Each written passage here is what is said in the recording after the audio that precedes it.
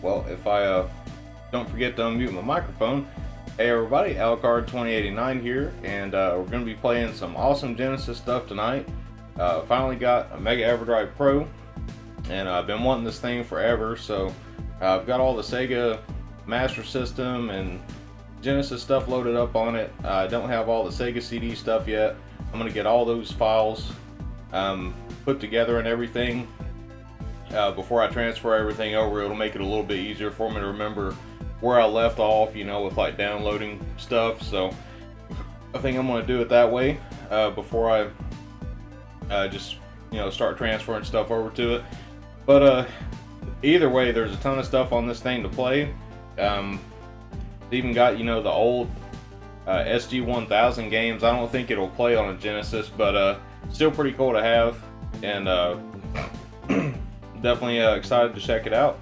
I've got the box here too. I got this from Stone Age Gamer, and I got this because I wanted the case too, so I got the case with it, and it almost looks like a VHS case in a way, you know, like the old style VHS cases, some of them. And it came with a couple of stickers and a manual, and if you get this one, it extends your warranty by another year as well, so pretty cool.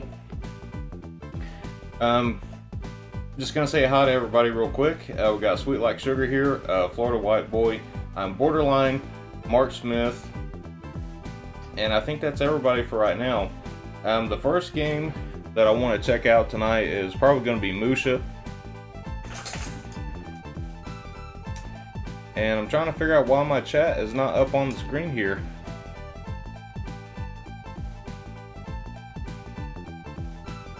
Yeah, Mark, I had asked somebody about that and they told me it didn't work, but I could definitely try it out and see, because the games are on here as well. But I'll definitely check it out. Brandon Wallace is here. What's up, man?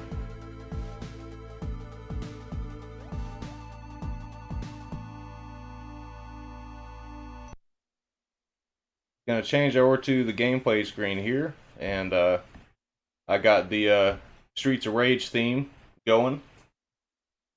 And for some reason, my chat and stuff like that is not showing up here. I don't know why. It does weird stuff like this sometimes. I just refreshed it, but I don't see it pulling up. As long as you guys can see the chat, you know, in your screen, then I guess that's okay. Alright, looks like it's working now. Okay. Sweet Like Sugar says, I blame on Borderline. It's your fault.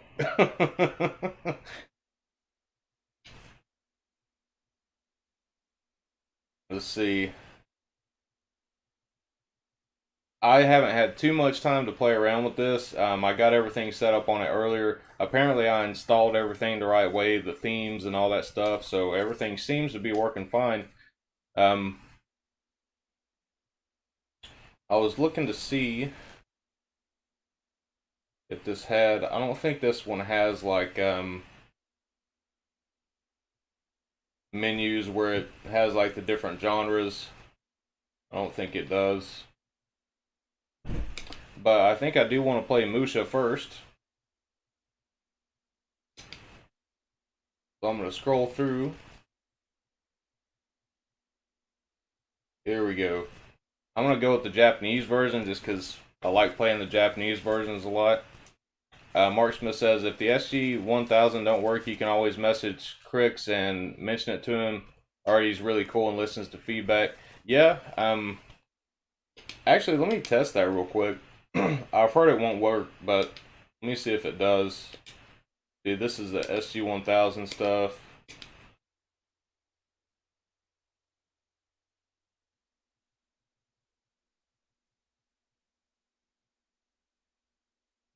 Yeah, it just goes black. I don't think they do work.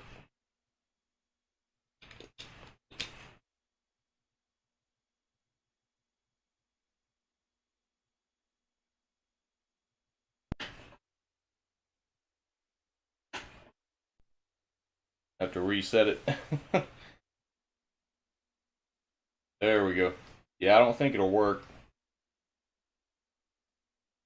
The Mark III games do work though, because the Mark III was basically the Master System in Japan, or well, it was kind of before the Master System, but the Mark III games will work on it, so I'm definitely excited to explore that. I've been wanting to play some of the really old Sega stuff for a lot of years, so pretty excited for that, to check all that out. But I'm sure I can emulate the SG-1000 games. I'll just have to find the right core for it, and get that set up in RetroArch.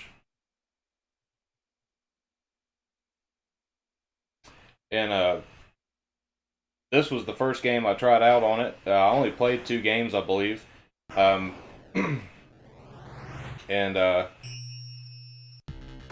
this is one of the ones I really wanted to play because I've always wanted this game. Never owned it, and I've played it on an emulator before and never been able to play it on original hardware. So I'm pretty happy about that. I've never beaten the game as well, so I don't know how far I'm going to get in this, but I'll do my best. Mark says, have you ever played Power Strike? I haven't played it, but I'm sure it's awesome. We might have to do that one tonight too, as well. That's a game I've been wanting to play for a very long time. One thing I just forgot about, or I mean one thing I just remembered actually, is the game I played a while back in Shmup Junkie's Caravan competition, Omega Blast. That actually does run on original hardware as well. I don't think I have that one on here, but if I don't, I will go back tonight and put that ROM on here, because Omega Blast is a killer game. I really wanted to be able to play it on my CRT back when we were doing that competition, but I didn't have the Mega Everdrive Pro at the time, so I wasn't able to do it, but that'll be another cool thing to check out.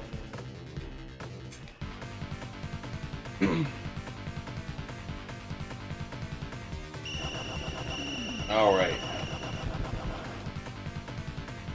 But I'm really excited to play this.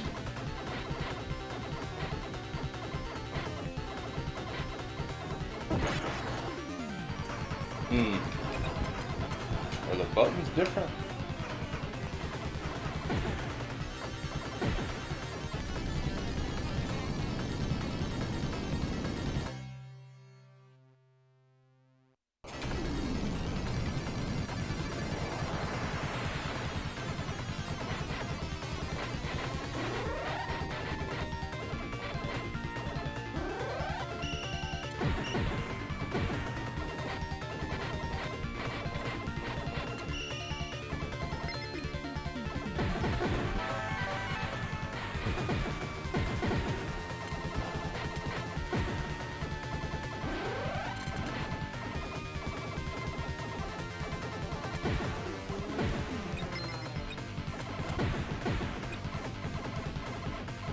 And one more quarters here.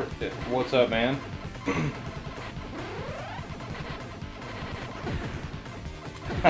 He says, the games are on and the beers are cold. Hell yeah. Wouldn't have it any other way.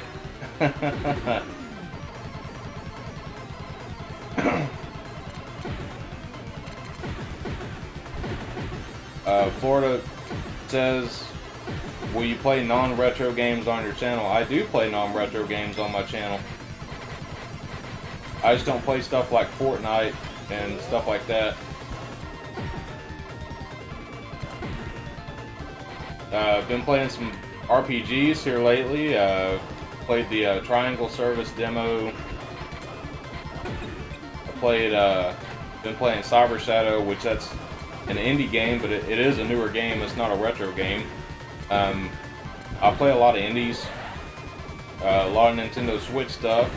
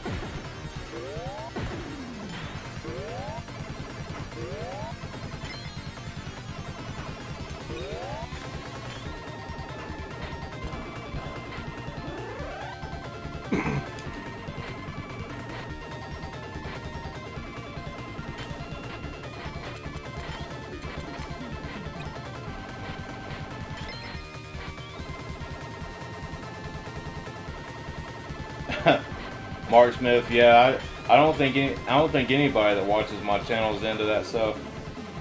Honestly, mostly into retro stuff here. Cause hey, that's where it's at. Honestly, you know, there is new good stuff coming out that's new, but a lot of the big AAA games I don't get into because, you know, of what those type of games have turned into over the years. I'd rather have retro any day. But the Nintendo Switch is, you know, just getting a ton of awesome stuff just all the time, you know.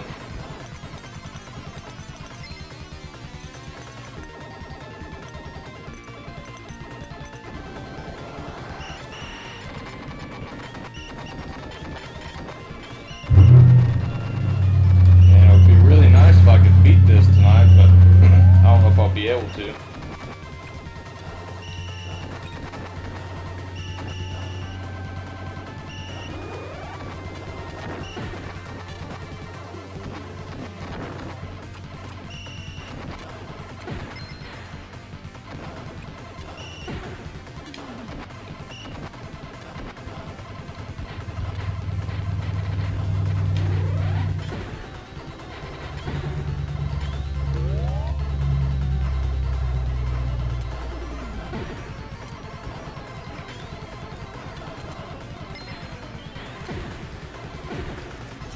I really do. I still need to import the LS collection.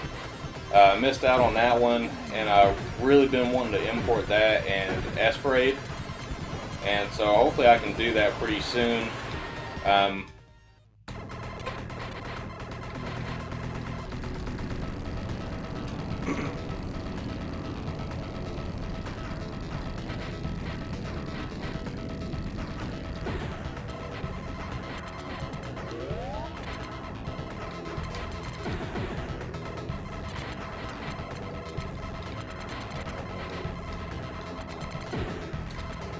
Believe it or not, I was actually doing better on this the first time I was playing it when I first put in the Everdrive. I think I got through the first 3 levels without dying, and then I just got obliterated. I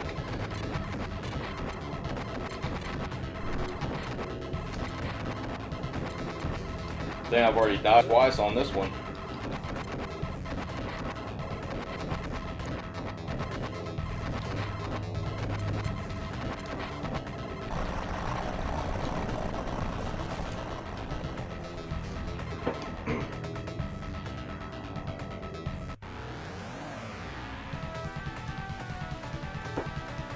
I don't know if there's actually any differences between this version and the Japanese, or I mean this version and the English version of the game. Mark Smith says, I love modern games, however Fortnite, PUBG, and derivative games similar to those don't do anything for me. I have given them a chance to. Yeah, same here, man. I've played them, and you know, I don't really see what's so interesting about them. I think a lot of people play them just because they're popular. That's my honest opinion, you know, and I might be wrong about that, but you know, a lot of people that play online games, they're playing stuff their friends want to play. You know, it's like they're not playing it because they like it. They're playing because they want to play with their friends or something like that. Kind of like, you know, back in the day before crossplay existed, you know, some people would buy an Xbox to play with their friends, even when they really wanted a PlayStation. You know, so it's kind of the same thing.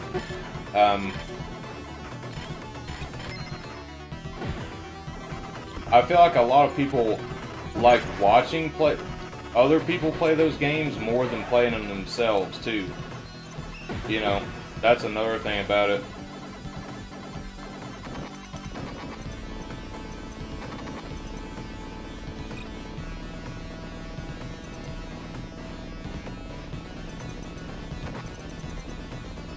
Oh man,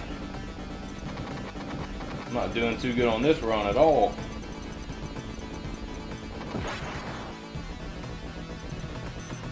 Oh, I thought that was game over already.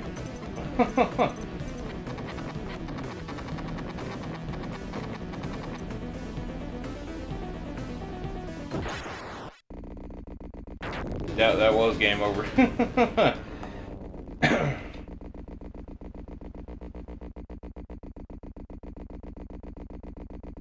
Florida says the only games I'm playing is Roblox, GTA 5, and Minecraft, but not a lot of time to play video games or watch streams because of school. Daniel F's here. What's up, man?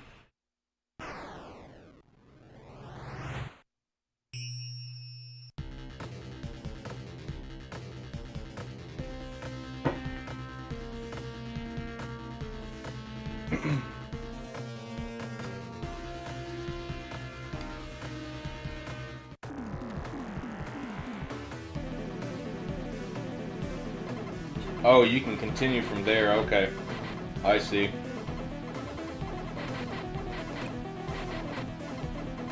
I have to start paying more attention. I ran right into the wall. I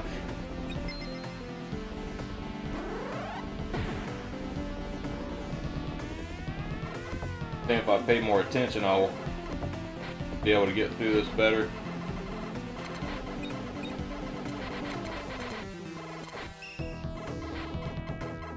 Seems like some of these shooters I can like talk a lot and stuff while I'm playing them, but some of them I just can't.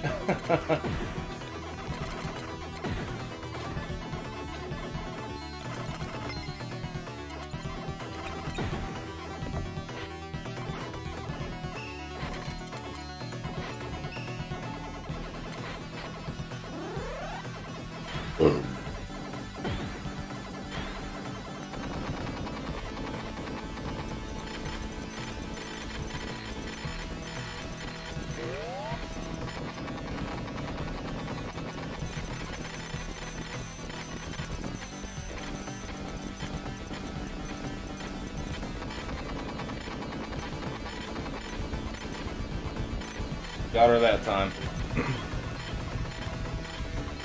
Mark Smith says, the in development game you were playing last week by Karina, man, that game is difficult. I like it though. I played the demo last night finally. Oh, awesome, dude. Yeah, man, it's awesome. It's like when I first downloaded it, I'm telling you, I was blown away by what's already there. Even just by that first level, I was pretty amazed.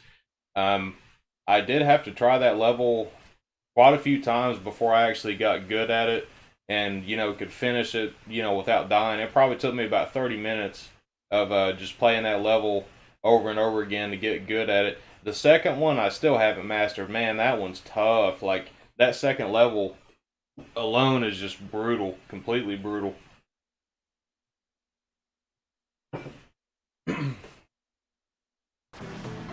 But really excited for that when it comes out. It's not even halfway done. I think she said she's going to be putting 8 stages in it, I believe it was. And so she's got 2 done so far. So I'm sure it'll be a while before it comes out. But that's another game I'll keep testing too, as she sends me builds of it and stuff.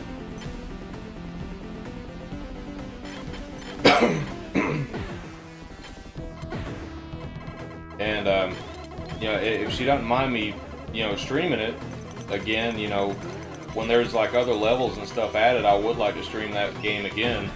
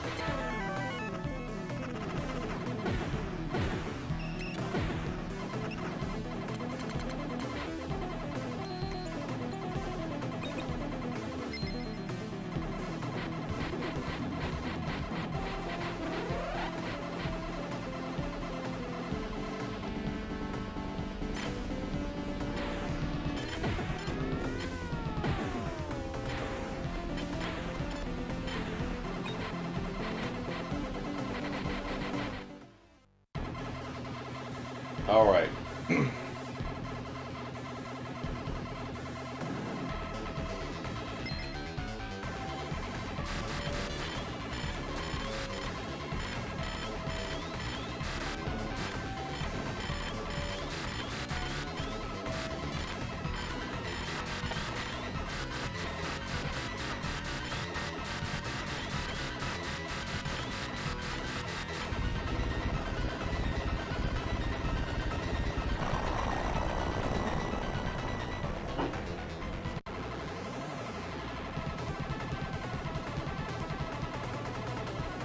Stadium Arts is here. What's up, man? He says, I love my Mega Everdrive Pro, dude. I've only had a little bit of time to spend with it, but I know I'm gonna love it. I love it so far already. Finally, you know, happy to finally have one. I guess is what I was trying to say. Trying to focus on this game and I can't think of the words.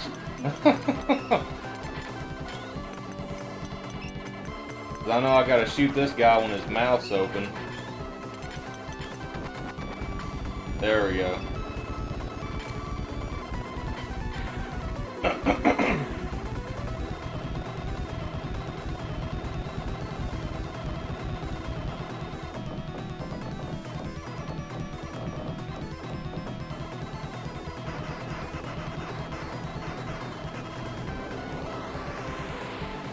Oh yeah, this part kept getting me last time when you get to the narrow areas and you have to avoid running into the walls. It's like a little bit further up here, but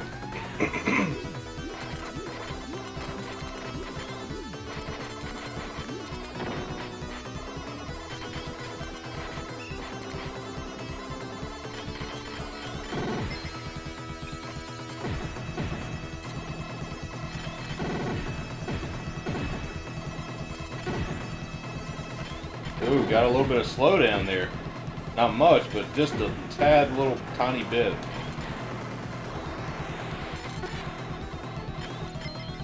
Yeah, this is the part that was getting me last time. I kept smacking into the walls here.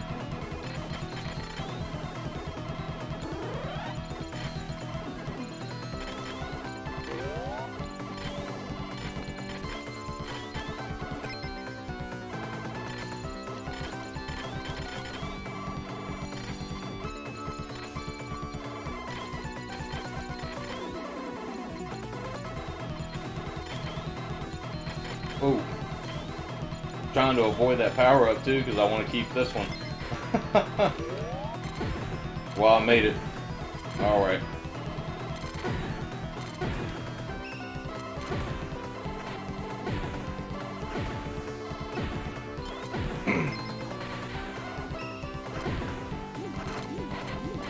You know, if this one wasn't over $100 now, I'd love to get this game, but it seems like most of the ones I really want are in that price range, you know? So it's like, which one do I get if I have the money to get one?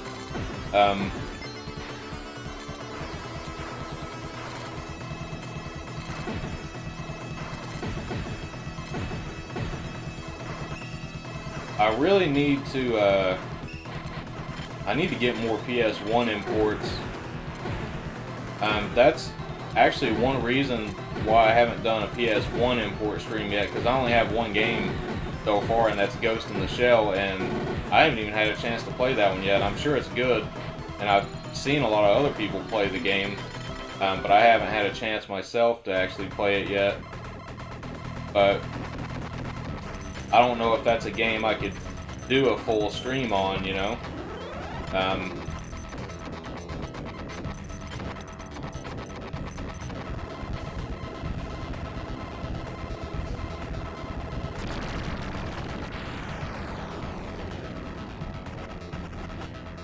I think the boss designs in this game are awesome too.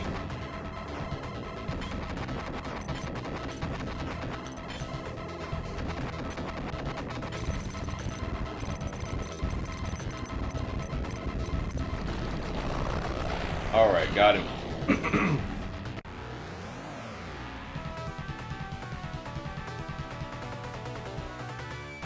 Florida says, "What's your favorite PS2 game?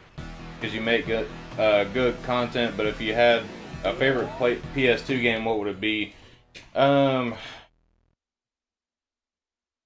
there's so many awesome PlayStation 2 games, man. I mean, there's like, God, if you include like all the Japanese games and all the PAL games, I can't even remember how many there are. There's like thousands of them. There's like thousands of awesome PlayStation 2 games. Um,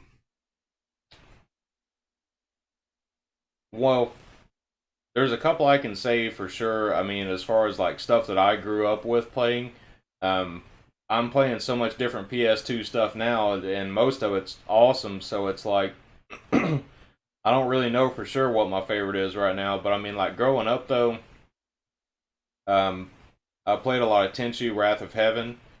That's my favorite Tenchu game. Probably one of my favorite games ever. um, Played a lot of Castlevania Lament of Innocence. A lot of people don't care for that one. I actually really enjoy that game.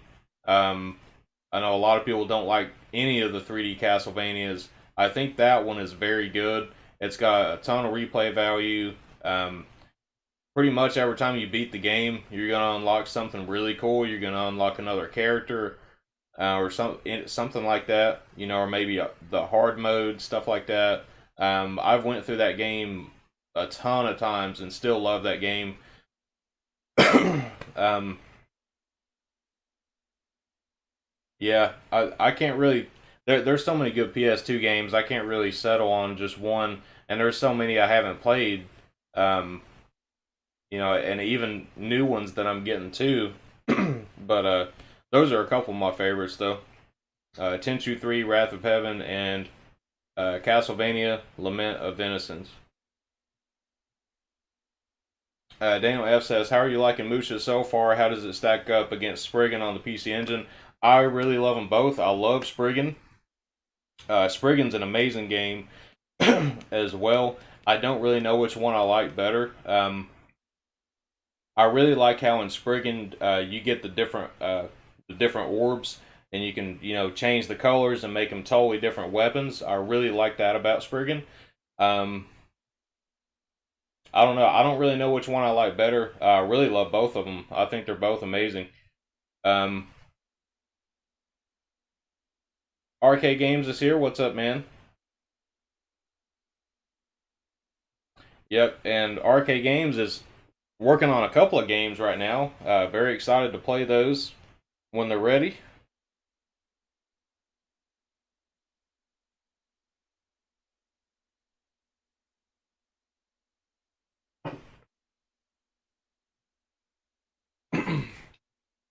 I think this was the stage that I got to before I died earlier when I was playing the game.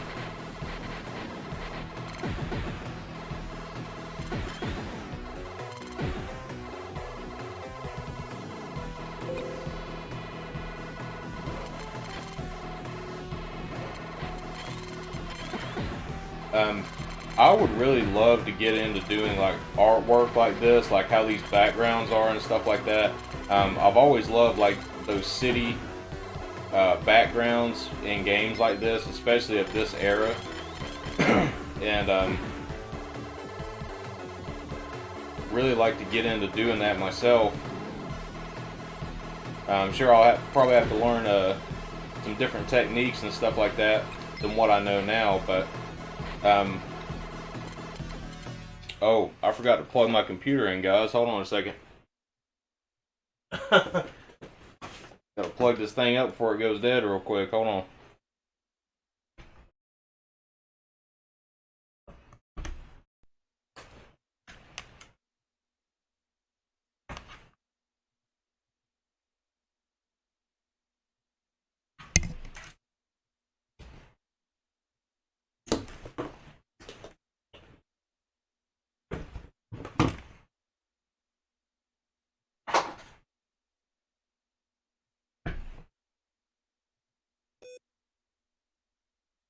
Alright, we're good. The stream didn't die.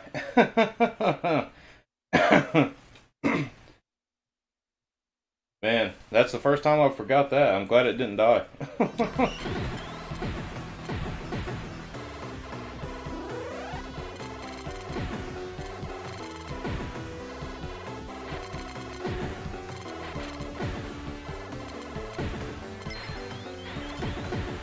Oh man.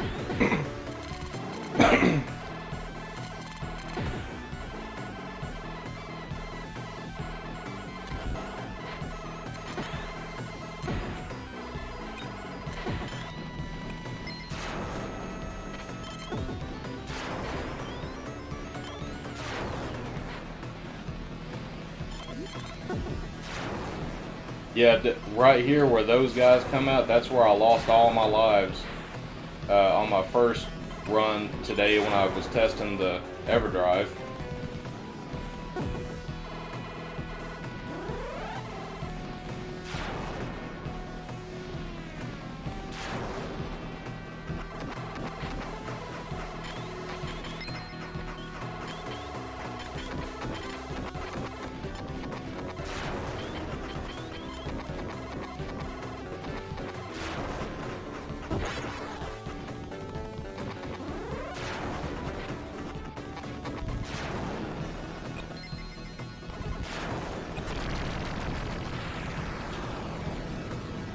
I keep forgetting I have a sub weapon. I wasn't even using it actually up until now. I wasn't using it at all. I was just using the standard shot.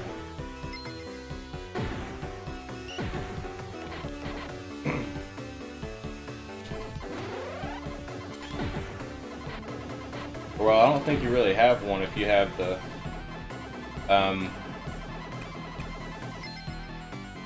blue power up that I usually keep for defense.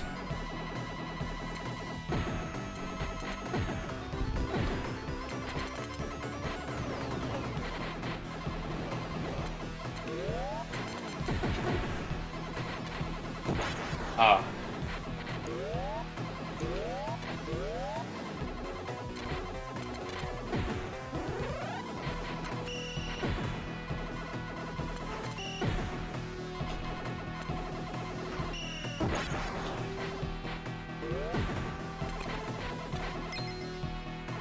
I think sometimes I play chicken with these enemies too much.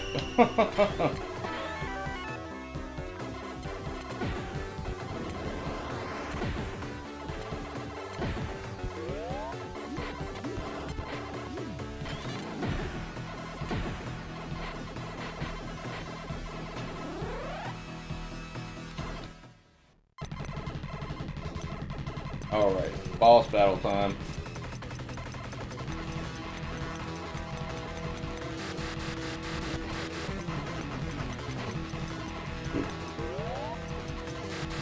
I like that music right here.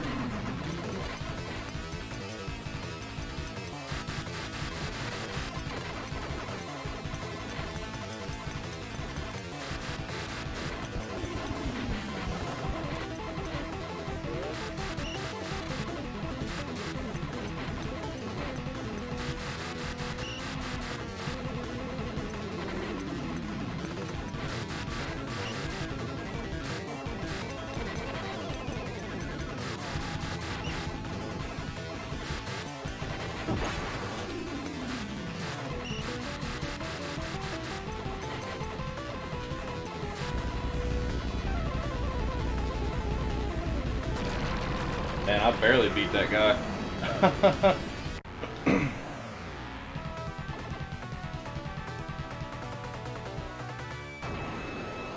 Oh shit, the screen froze.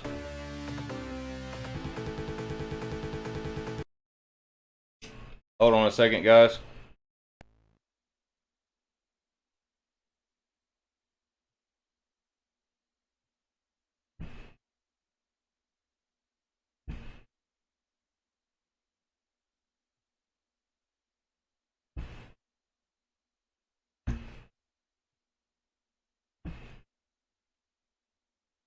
I think when I was plugging that computer in, I unplugged the capture card. Or I didn't unplug it, but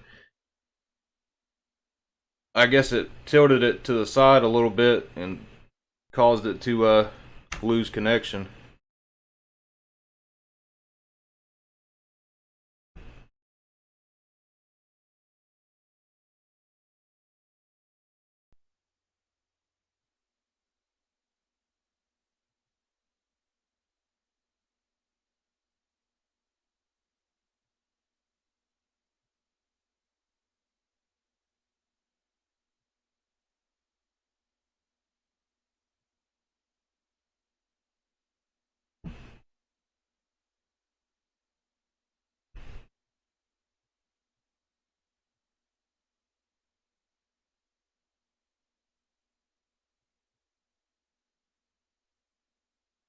Okay, I might have to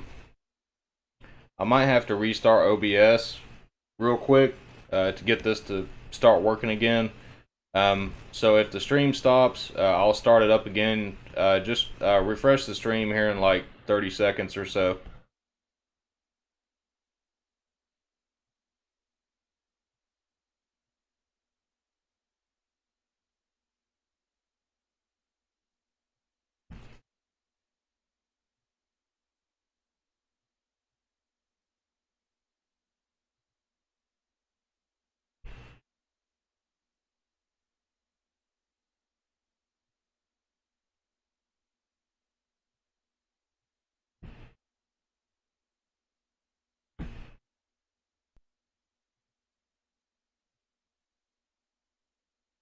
Alright, guys, I'm back.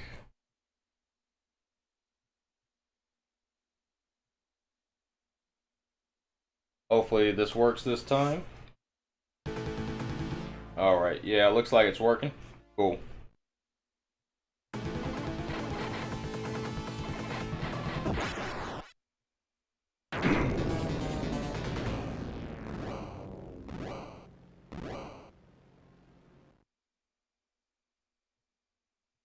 Alright, awesome.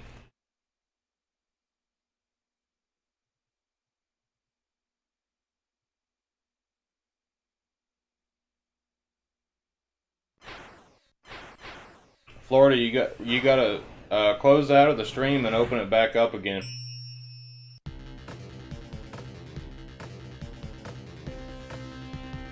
So I'll probably go ahead and switch to another game real quick. Because I don't know if I'm gonna be able to beat that tonight, or if I can, I'll be playing it for a while. I'm not sure exactly what I want to play because there's so much stuff on here. Mark G's here. What's up, man? Thank you for coming by. He's from the Kitchell Yukon crew. Just dropping by to say hi before I go to sleep. 3:40 a.m. here. All right. Well, thank you for coming by, man. I appreciate it.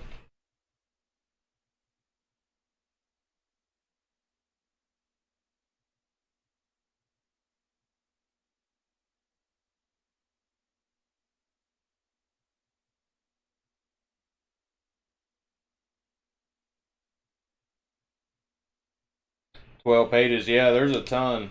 So I've got Japan A through O and P through Z, and then I got the 3 US ones up here. And even though those are more divided up, uh, that's still 11 pages there, 12 on that one, and 12 on that one.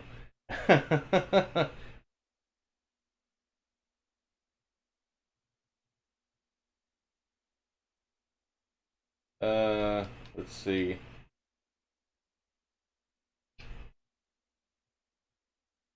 I think I want to do another shooter.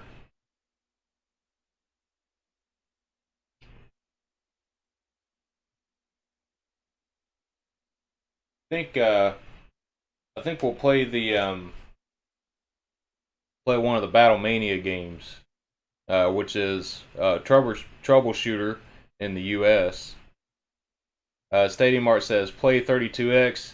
I actually can't on this one. I don't actually own a 32X. So I know it won't actually play unless you have a 32X. Just changing the game name here.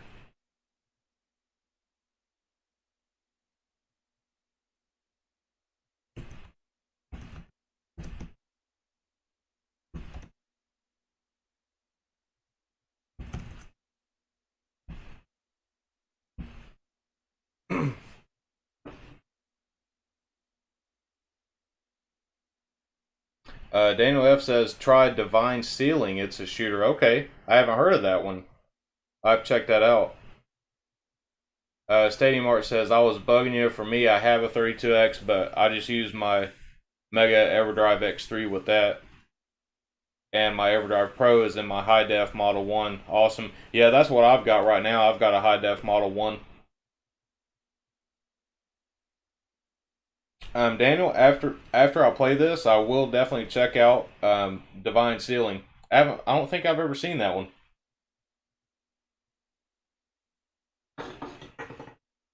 I probably won't be playing all shooters tonight. I'll probably throw in a beat 'em up or two or something like that.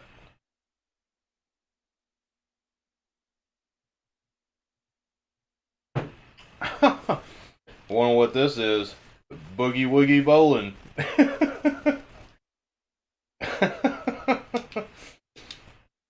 Wonder if that one's any good.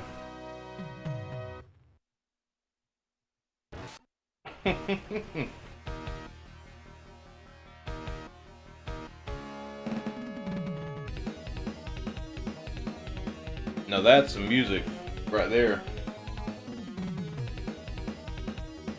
Eventually, I'd love to get all these awesome Genesis shooters, but they just cost a lot of money now. But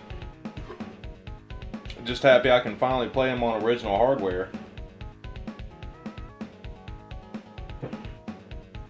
Brandon Wallace says, "Have you heard of Mazing Saga Mutant Fighter? It's a pretty cool beat 'em up. I just found out about it recently.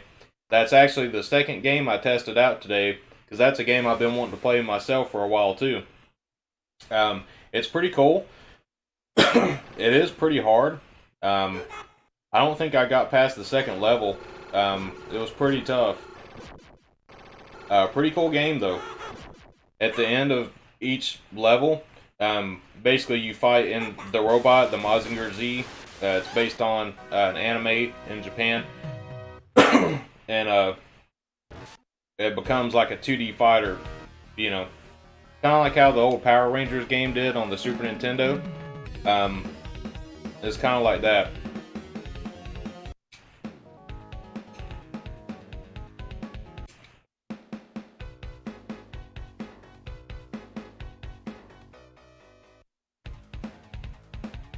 It's been a while since I played this too, because I haven't played this since I played it on an emulator.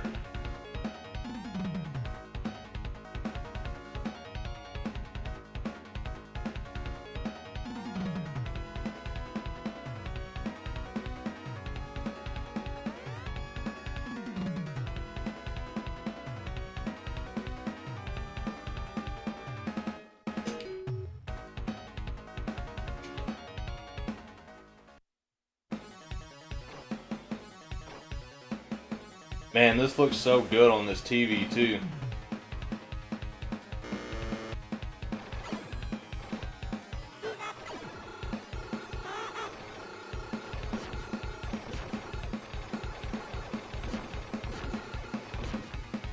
I haven't beat any of these games either. But I really like what I've played of them though on the emulators.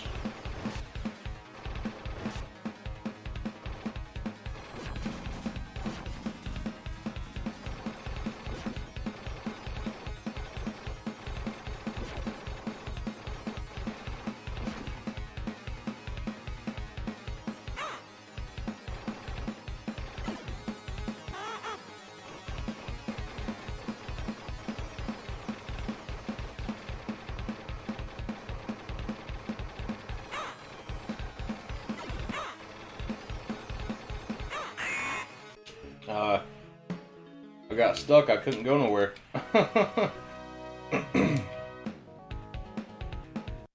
Alright, I gotta do better than that.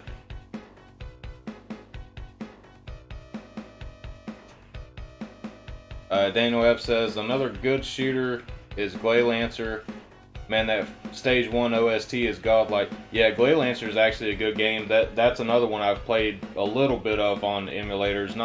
I haven't spent too much time playing those on emulators, but they're good though. All the shooters I've played have been good.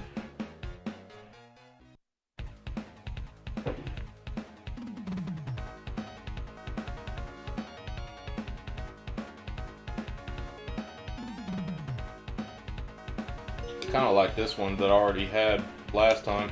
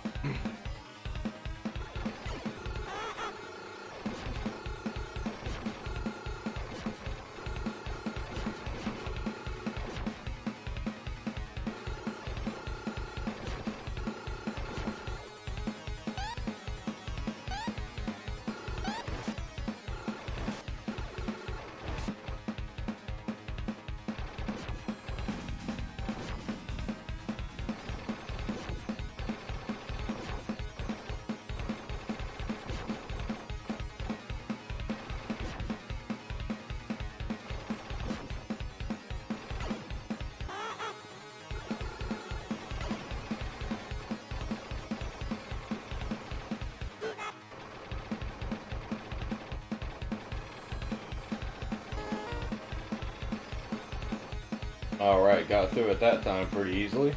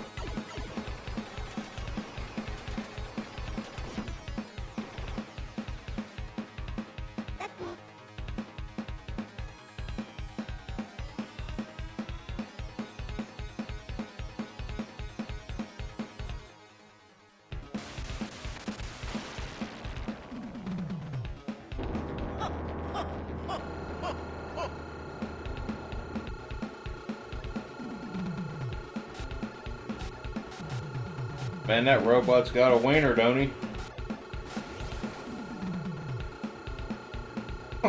I'm shooting at it too.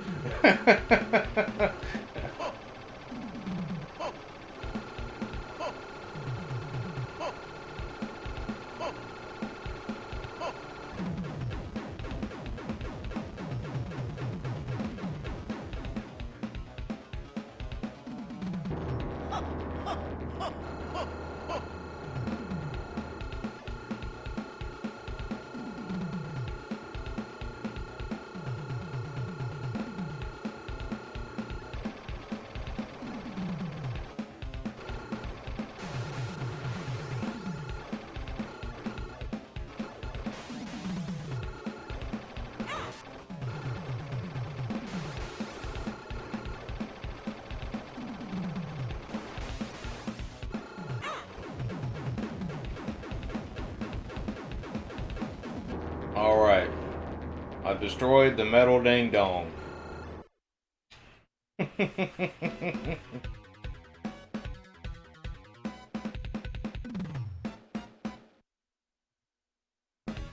Florida says, why does it sound like the Batman theme?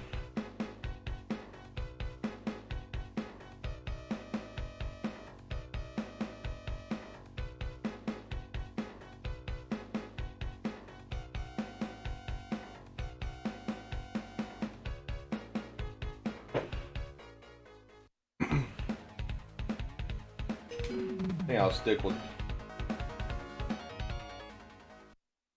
Wait, I don't think I picked the same one.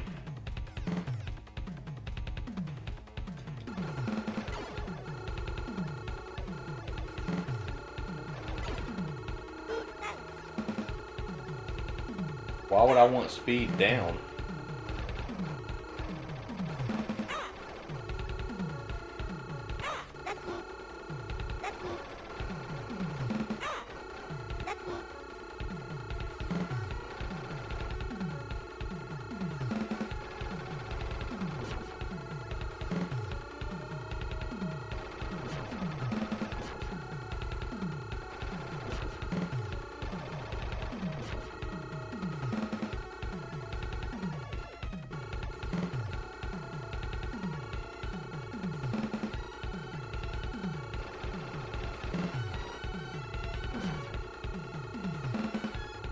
Dude,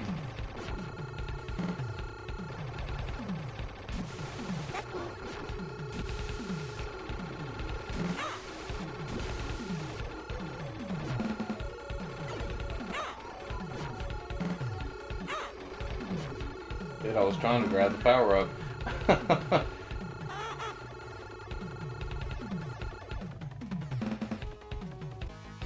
One More Quarter says the drums sound killer on this soundtrack. Yeah, it does actually. They actually sound really good. They don't sound like fart noises. You know?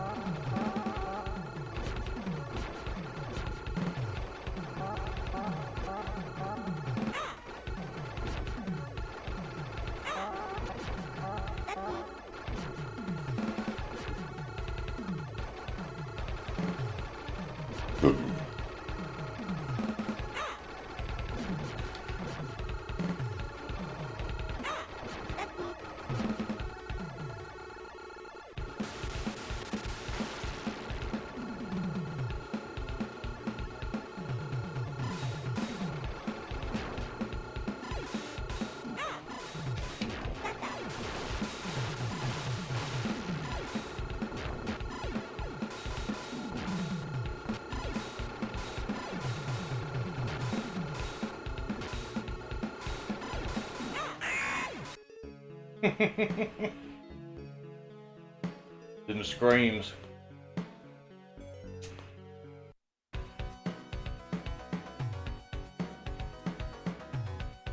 Oh, is that a Kiki Kakai? Kind of looks like her.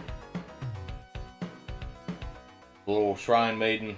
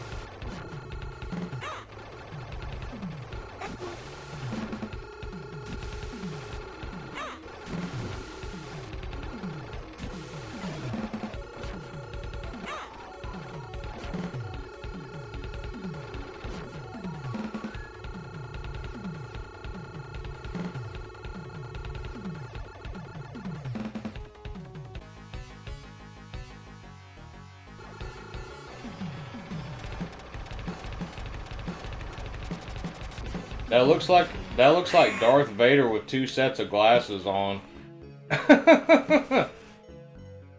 Like, you know the old joke, they call people four eyes? Well, that looked like a four-eyed Darth Vader to me.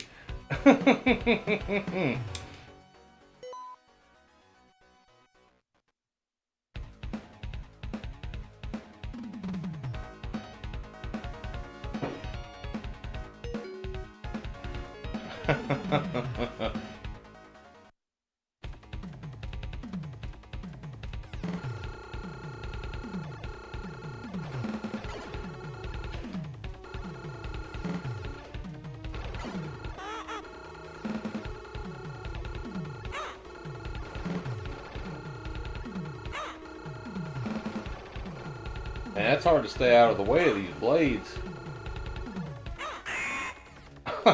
Well, that was quick. I couldn't even get past that part.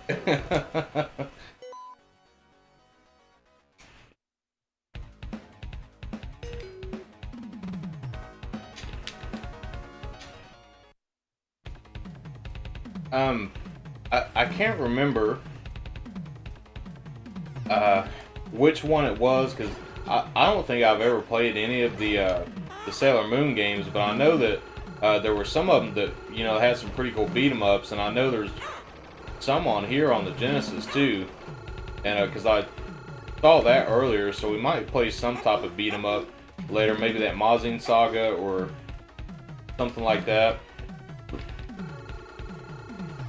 Or maybe even a little bit of Streets of Rage. Never go wrong with some Streets of Rage.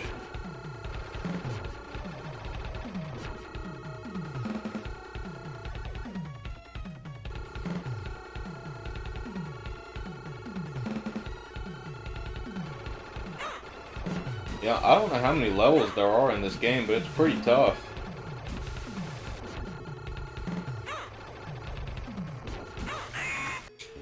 Oh.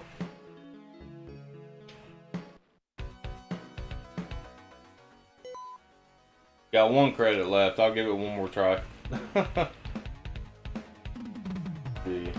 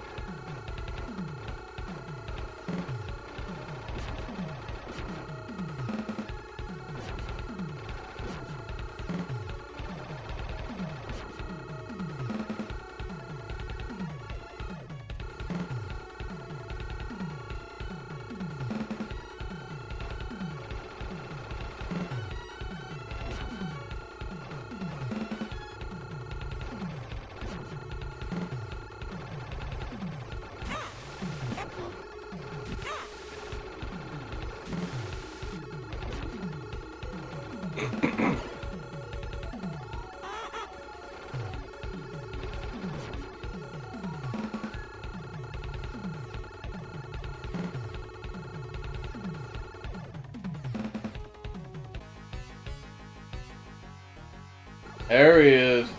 It's Four-Eyed Darth Vader again with his little robot arms.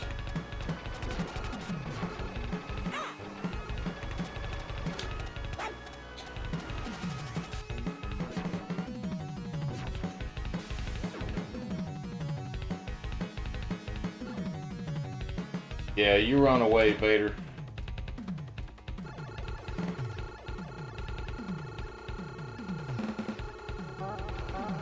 What's funny about it too is, like, he's so short, he kind of reminds me of a dog, you know, like a dog with a cape on, dressed up like Darth Vader with two sets of glasses on.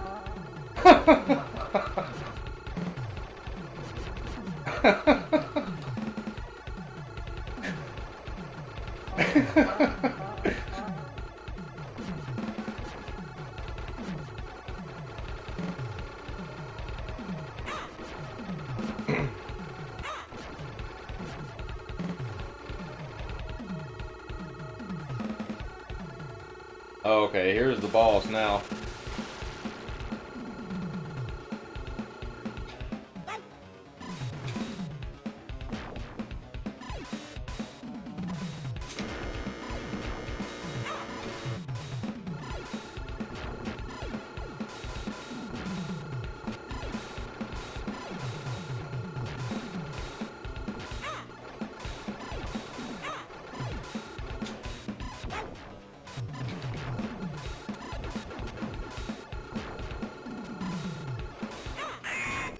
Ah, man.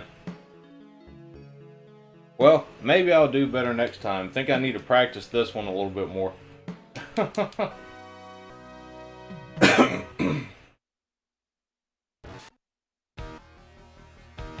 Well, I think before I play another game, I'm going to take a break real quick for a second. But I'll be right back, guys.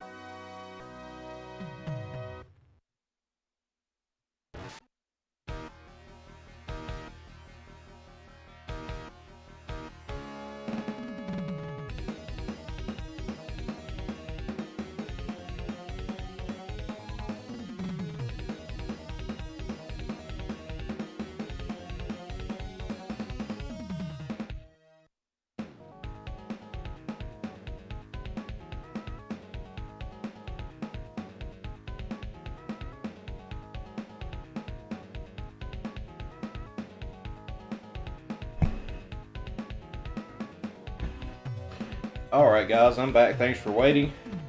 GT Bickerman's here. What's up, man? Does having trouble? Nope, just taking a beer break. What? One more quarter says, refill your beer and grab a snack. We'll be right back. That's a good slogan, man. I should put that on my be right back screen and quote it by one more quarter. I'm actually going to take a note of that. That's pretty cool, man. I like that.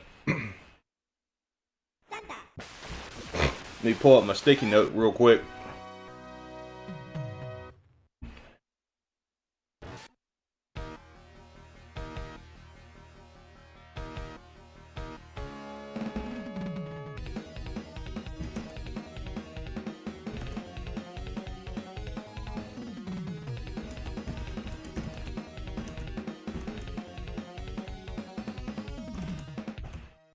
All right. So you might see that in a future stream. Pretty cool slogan.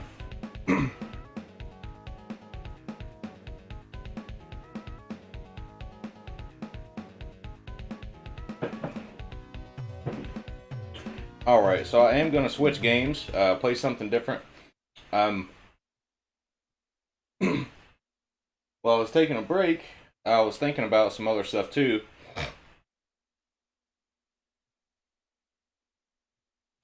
Oh, I missed one. I missed some comments here. Mark Smith says, Mega Drive Bare Knuckle 3. I love the flamboyant boss at the dock. He makes me laugh. I don't know if I've seen that one. I might have to check that out. You know, I don't think I've ever played Streets of Rage 3 at all. I've played the first two quite a bit, but I don't think I've ever played... Excuse me. I don't think I've ever played Bare Knuckle 3, so we might play that one tonight for one of the beat-em-ups. This game here, Bisojo Sensei Sailor Moon, I think that one's a beat-em-up too. I haven't played it, I don't believe, but I'm pretty sure that one's a beat-em-up. Brandon Wallace says, my HD Retrovision SNES cables came in today, and I'm happy they work great with my CRT. Been checking out how good games work while I'm watching your stream. Awesome, dude. I just got mine, was it a week ago? I think it was a week ago, I believe, when I got mine. Really happy with them. And I've got a one-chip Super Famicom as well, so they look great. You know, with a one-chip. I know the Super Nintendos and Super Famicoms, like, even some of the one-chips don't look that great. Like, the video output on all the different models vary, but I've been really happy with them. Ringfit Master says, Alucard playing Genesis, what's going on here? Yeah, I haven't played Genesis in a while. A lot of it was because I've already streamed all the games I own for it, so I just wanted to get an Everdrive before I started streaming Genesis again. Stadium Arts, he's talking about the Sailor Moon game. He says it is, it's a beat 'em up. There is an English translation for it. Oh, okay. And he says it's pretty okay. All right. Mark Smith says the US version of Streets of Rage 3 was censored. Only the Mega Drive version has that. Oh, okay. All right. Yeah, so if we play that, we probably will play that one tonight. So I'll keep that in mind. We'll play the Japanese one too. Daniel, I told Daniel F I would check out that one game he was talking about. Just need to scroll up because I can't remember the name of it. Divine Ceiling. Okay. I'm going to check that one out.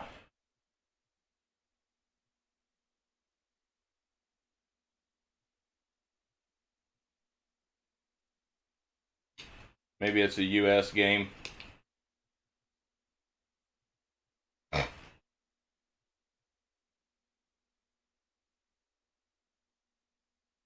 I don't see it on here. Okay.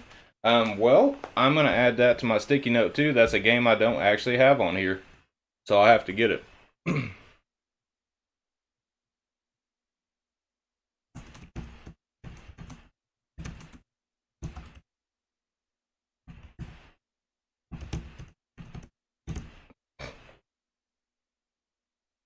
Daniel F says it's an unlicensed game. Oh, okay. Maybe it's in this part.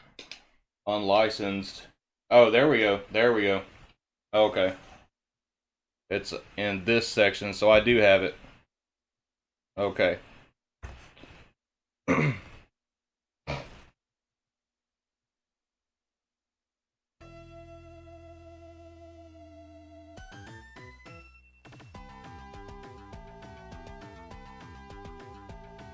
I like that music. That's killer.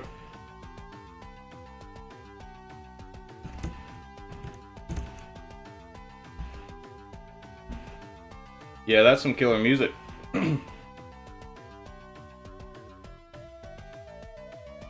Greenfit Master says, lurking while working. Sorry if I don't talk much, everyone. That's okay, man. I completely understand. I'll at least be here for another couple hours, so, you know, we'll be here.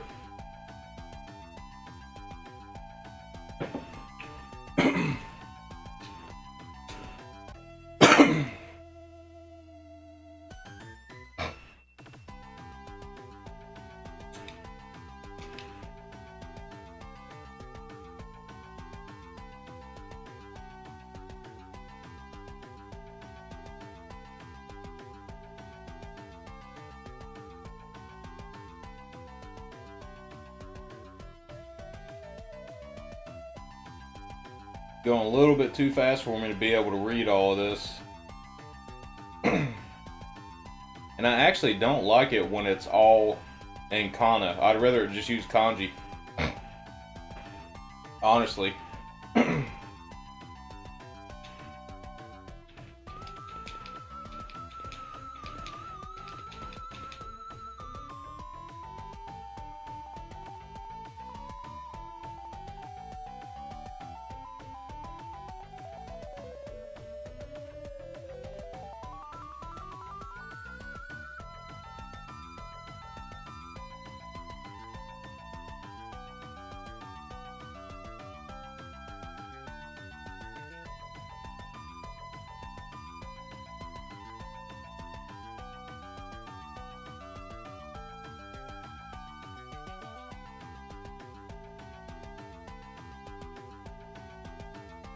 Ring Fit Master says, I enjoyed your Saturn live stream the other night. When I got home, I was watching till almost 3 in the morning until my eyes couldn't stay open any longer. Well, awesome, man. I'm glad you enjoyed watching it. The one I did yesterday was basically a Saturn stream too. I only played one game though. I played Sonic Wings Special.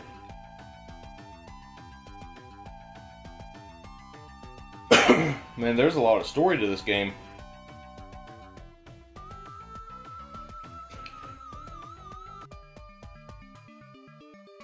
Oh, it's a vertical shooter. Okay, cool.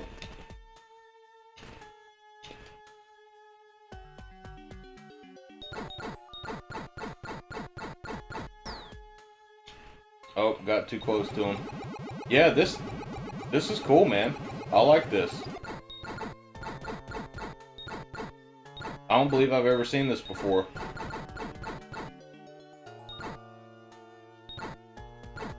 Dude, like, to go through and play all the games that's on here, it'll take me forever, you know?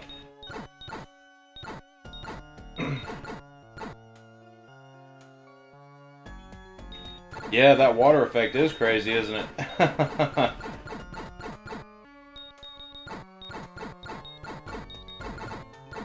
Kind of looks like the thumbnail of my video in a little, in a way. How I did that.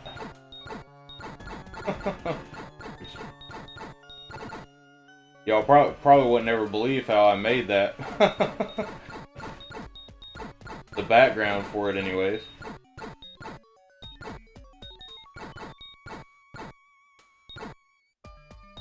I think this thumbnail could have turned out to be a little bit better. To where it like pops more, but I didn't have really too much more time to work on it. But I think I'm getting better at making thumbnails and stuff like that. And I know I've talked about it before, but I'd really like to get into trying to do like graphic design and stuff like that for a living. Like freelance art and graphic design stuff.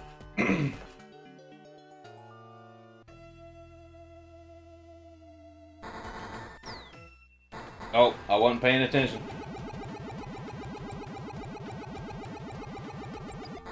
That boss sprite's pretty cool. The way that they shaded it, I don't know if y'all can tell, but pretty interesting looking. The color palette they used and how they shaded it is pretty interesting.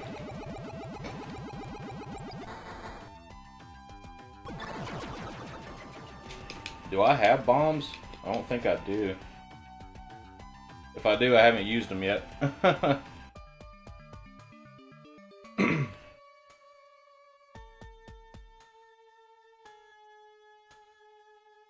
Super Boo's here. What's up, man?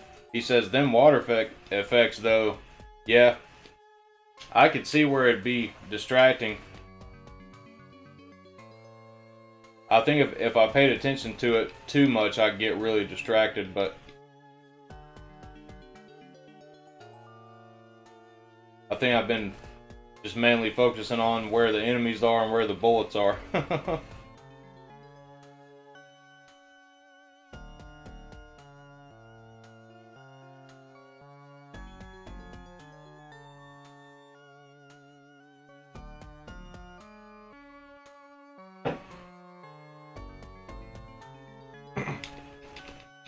I hate to do it, guys, but I'm going to skip through this story stuff. Because I'm not going to be able to read it fast enough anyways. Oh, this one's actually got nudity in it. I didn't know that. YouTube's going to crack down on me. This is why Daniel F. wanted me to play this.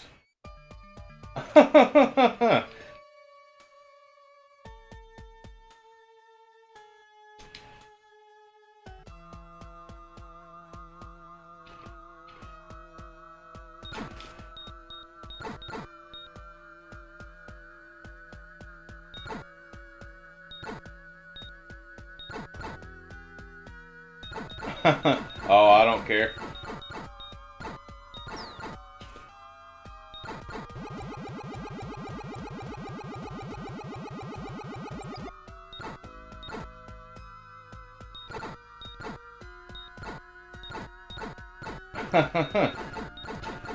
Banned. Oh well, hey, I told him, I put on every video, this video is not made for kids. So, you know, I'm on here cussing and drinking beer and smoking cigarettes and all that. So, and now, anime titties.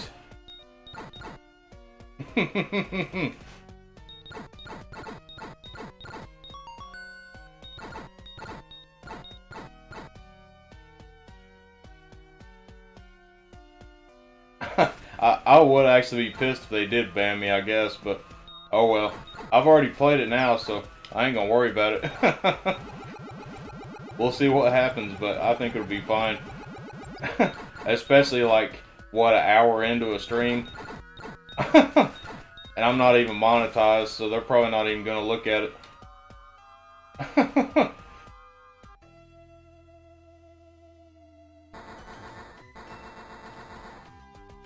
Oh shit, this thing like teleports.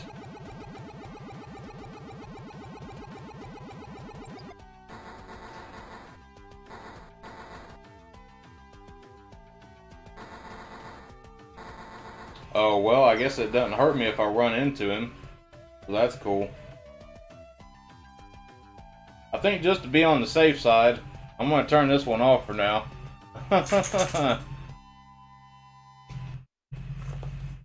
Daniel F says, to be honest, this shmup is meh. Steam Hearts is better if you ask me. Yeah, Steam Hearts is a good game. It's pretty tough too, actually. Dan Thrax 40 is here. What's up, man? He says the background is pretty cool looking. Yeah, it has some pretty awesome backgrounds in it.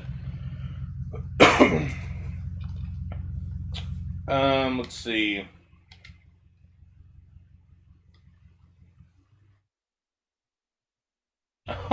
What, they got Pokemon Stadium? What, wasn't that the N64 game?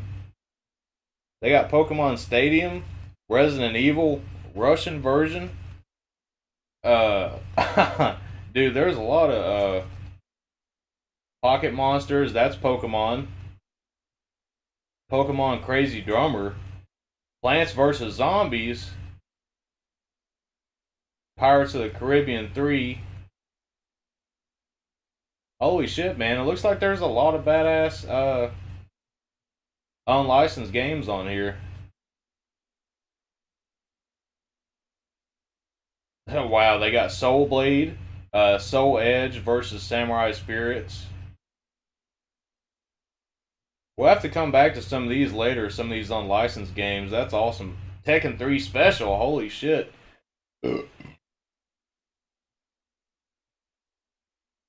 That's crazy, man. I had no idea they had stuff like that. Bunch of Harry Potter games. Grand Theft Auto 5. Grand Theft Auto 5 Genesis version. Oh man. I'm gonna back out of that before I start going down the rabbit hole. My roommate's locked himself out again. Hold on, guys.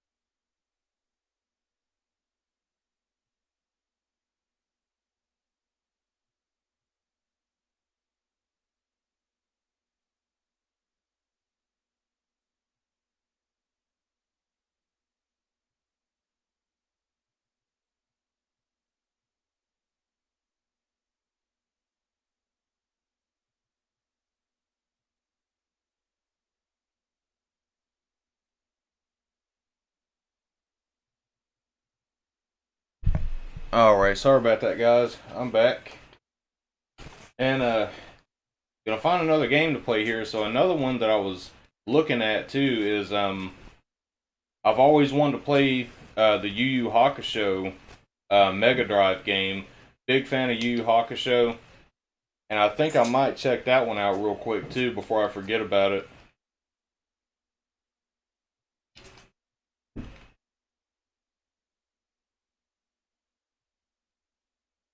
Oh, they got two of them. I can't remember which one is which.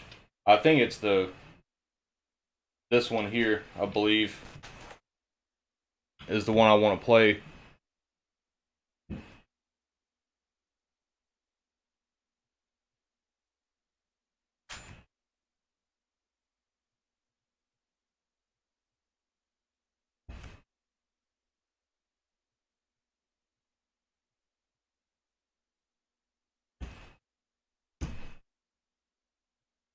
Oh, that didn't work out.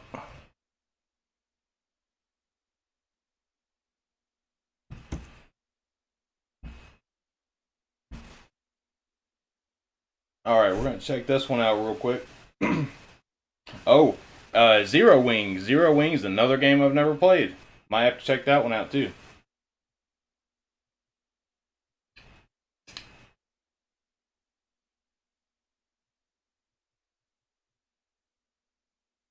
I know that one's known for its memes. Might have to get a good laugh about that.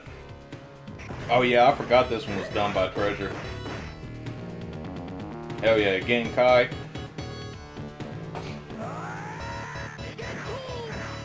I like the way this looks. The game looks cool. Daniel F says Yu Yu Hakusho is dope on the Mega Drive. Still to this day, one of my favorite animes. Probably my absolute favorite anime. Absolutely love it, man. I've loved it ever since the first time I saw it when I was younger. And I was in my 20s before I ever got to actually watch all of them.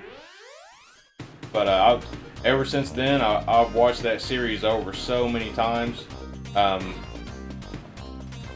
I was a kid, I got a hold of some of the DVDs.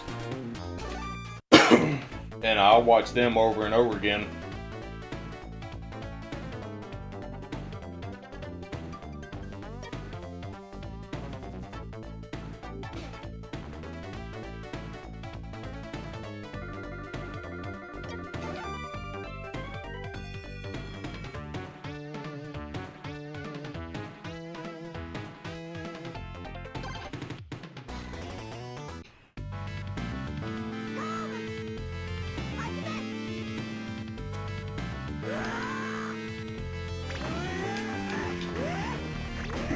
Oh, I might actually need a 6-button controller for this, and I don't have any. I just got a 3-button controller, that's all I've got.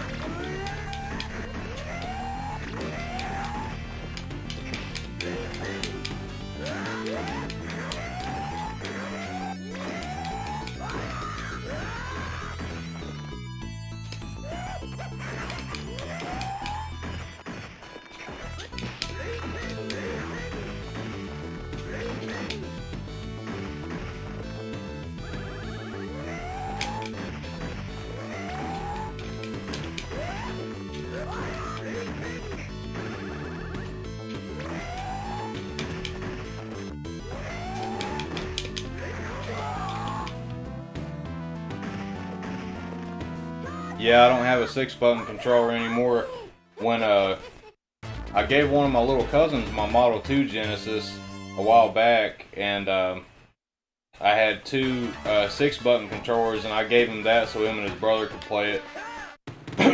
But I actually prefer the 3 buttons. I love these controllers. I just love the way they feel. And plus, when I was a kid, they reminded me of like a Batarang.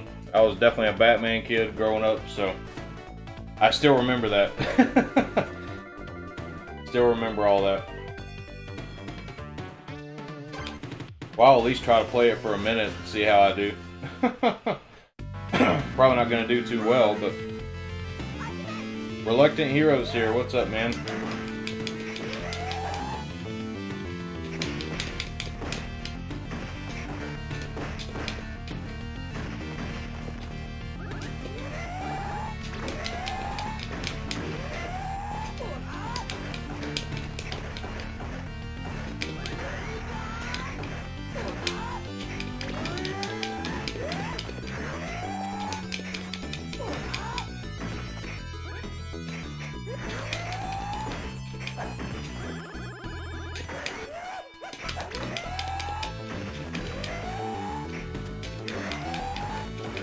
I don't know, I don't think I'm doing too bad with a 3-button controller.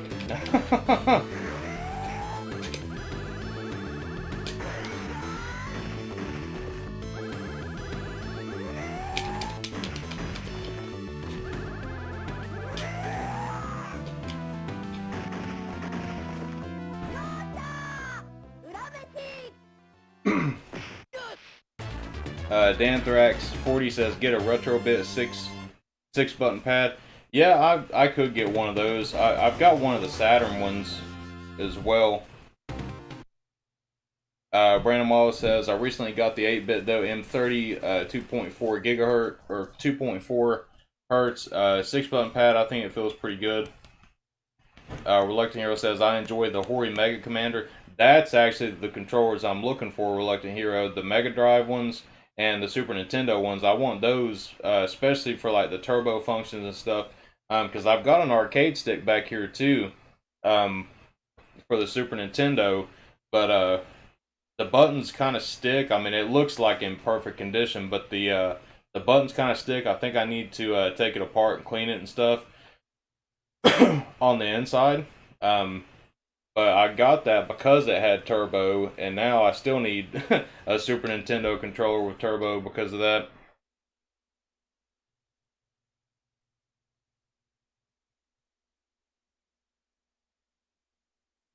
Alright, awesome, Mark. Or maybe this is just a 3-button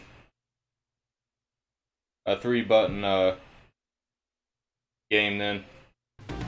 So I figured out some of the special moves and stuff too.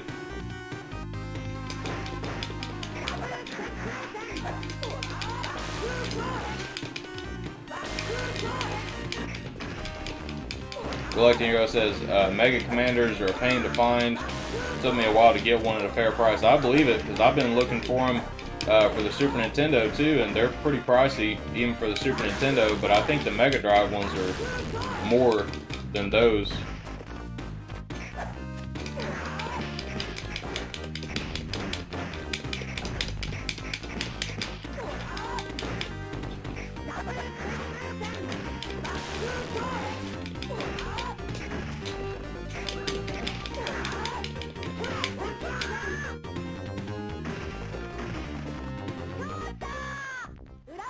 Oh, okay. Mark says it has separate 6-button commands as well. Oh, I see. Okay.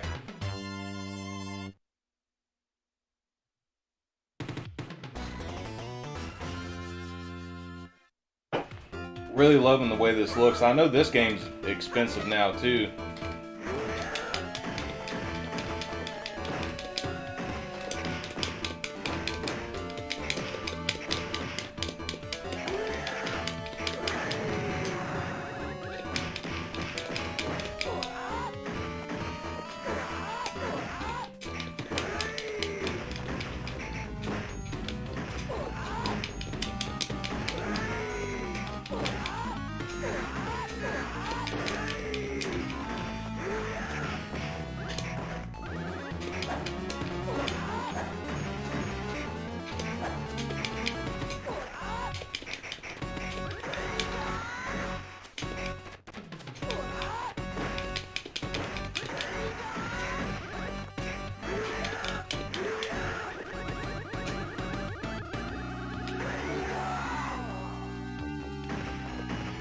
I got him before he could drink his alcohol.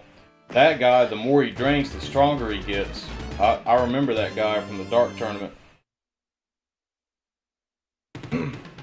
Daniel F says, treasure usually never disappoints. That is correct. I gotta say, pretty much, every treasure game I played has been good. Yusuke versus Yusuke.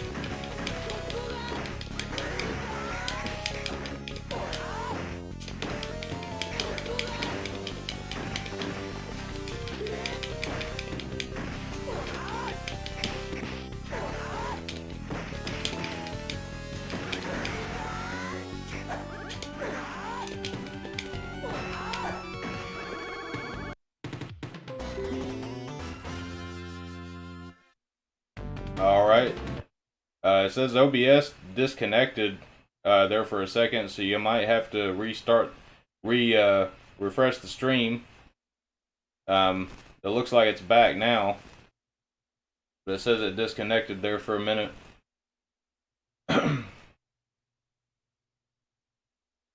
Alright, awesome art, man. Thank you.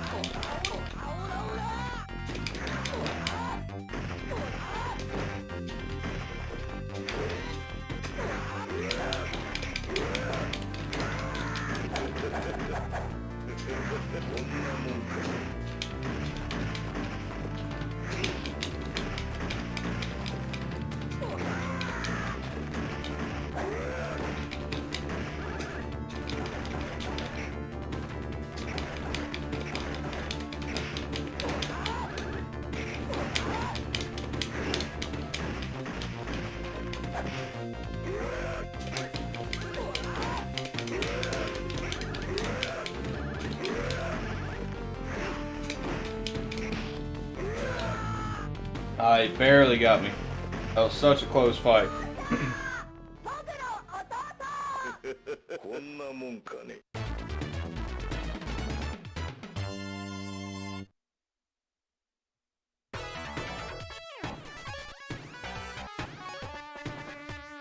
Like that music.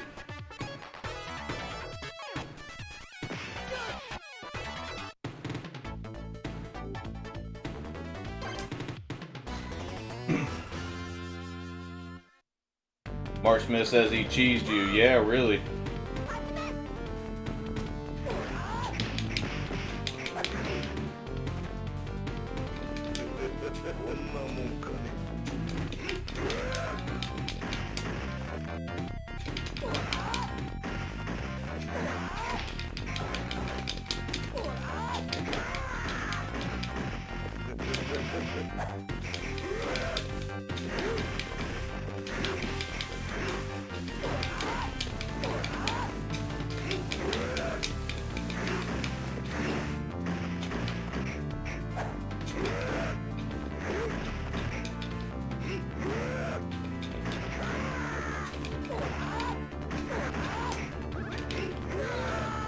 All right. Well, he actually beat me that time.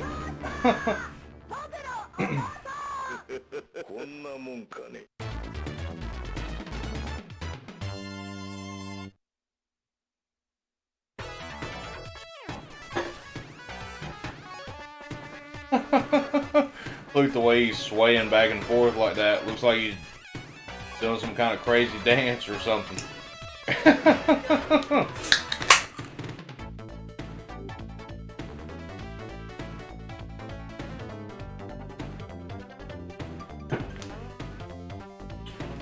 I think I might try Hiei out. See what he can do.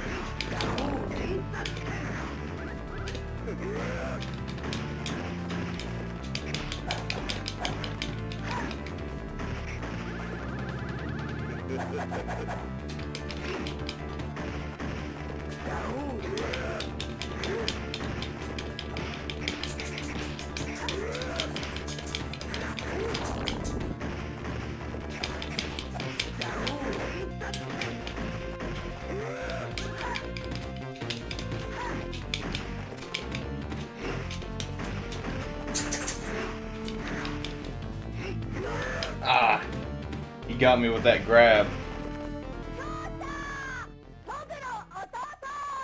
Yeah, he is pretty cool.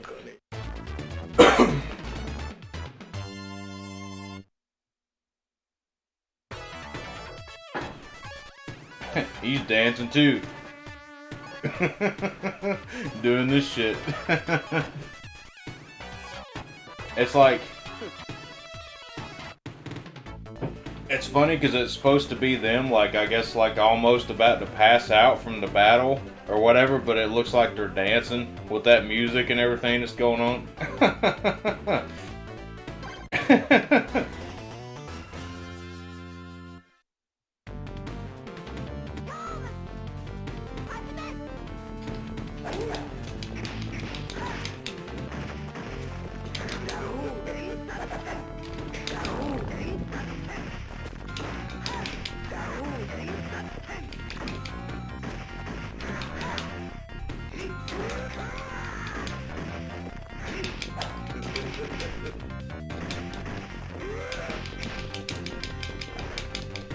Oh,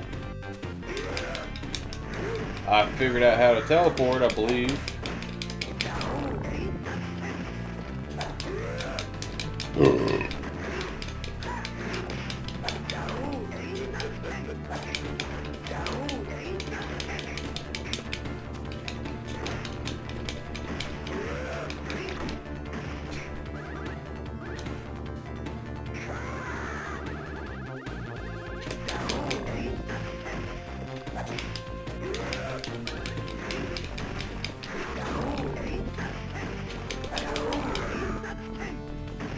Alright, got him that time, finally.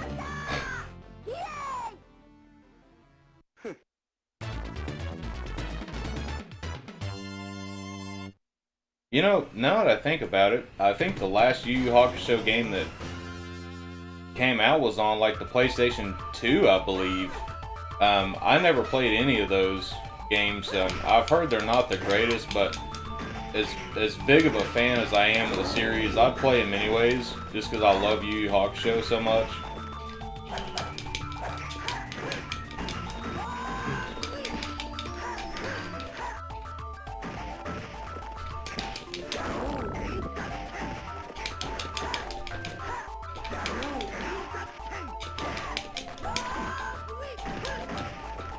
GT Bigman says, needs more fatalities. Yeah, it'd be cool if it did have something like that. Like more like super attacks. Like ones that are actually in the show.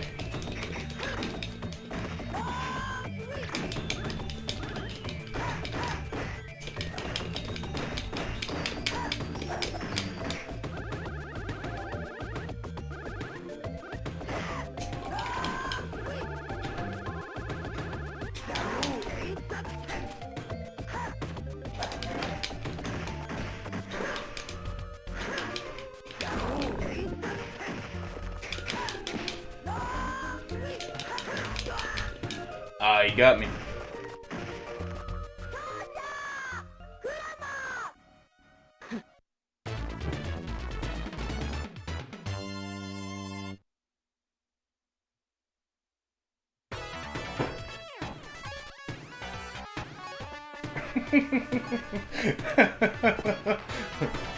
I'm gonna laugh at this shit every time I see it.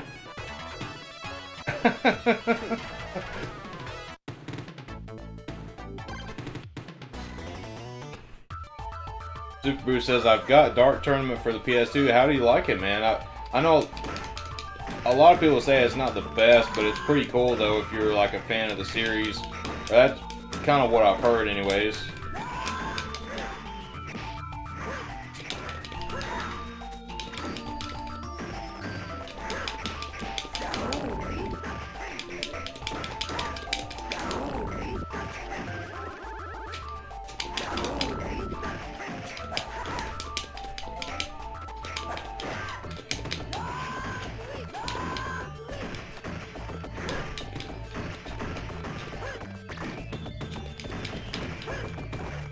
God damn.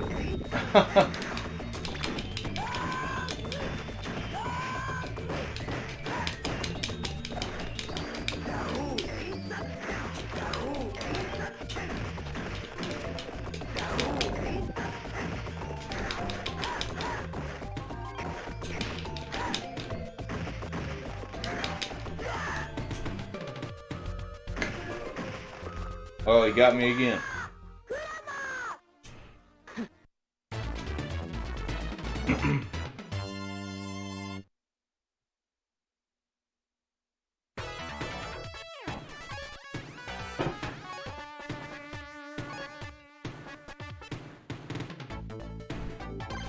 Give it another shot.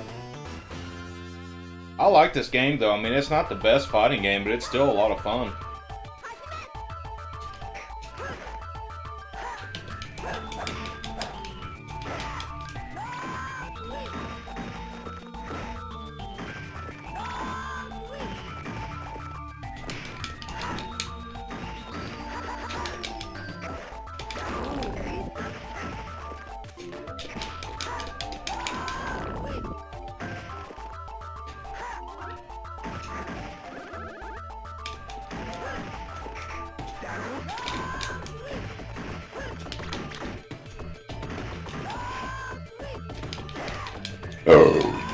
Excuse me.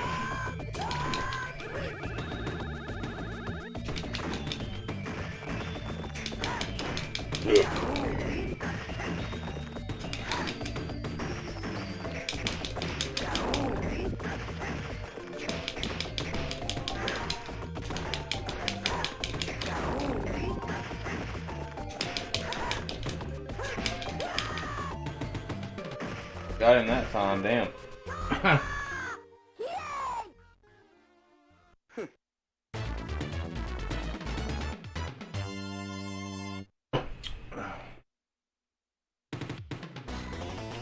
Super Boo says it's definitely not the best, but it's kind of okay, I guess.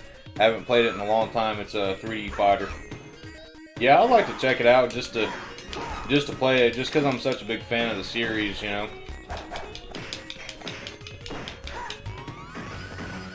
The only Yu Yu Hakusho game I have right now is one of the Game Boy Advance ones, and I've barely played that one. The only reason I bought a Game Boy Advance game in the first place was back when I got my Dreamcast, or not my Dreamcast, my GameCube. I needed to get a Game Boy Advance game to test the Game Boy player and make sure that that worked.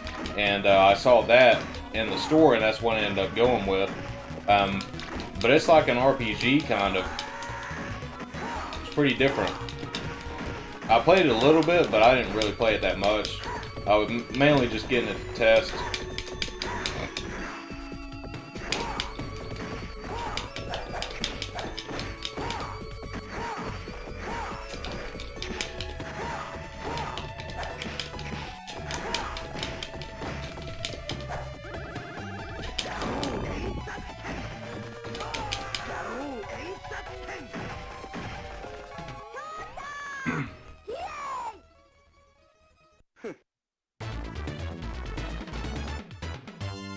I know the Super Famicom games of this are a lot different. I gotta fight Genkai now. I bet she's gonna be tough.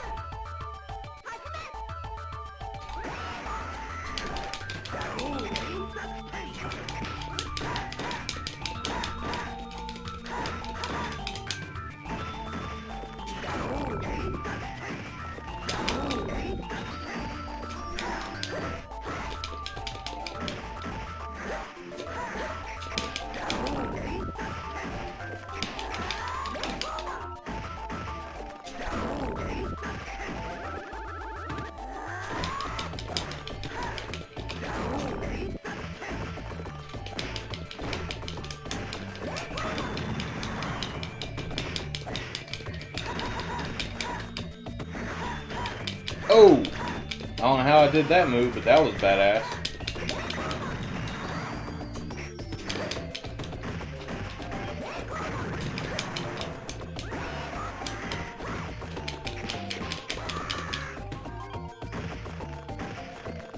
This is a pretty fun game. I actually really like this one.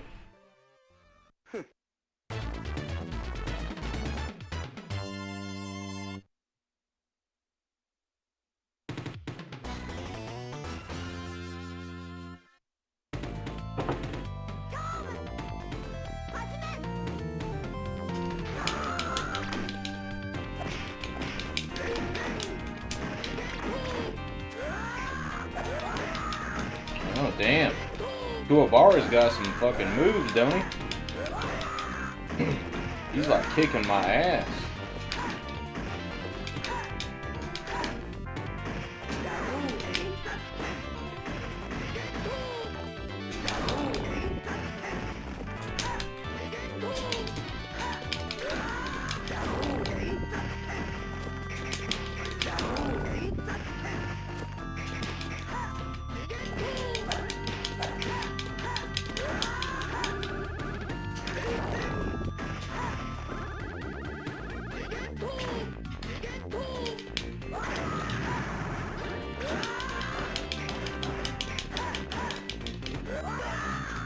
Ah.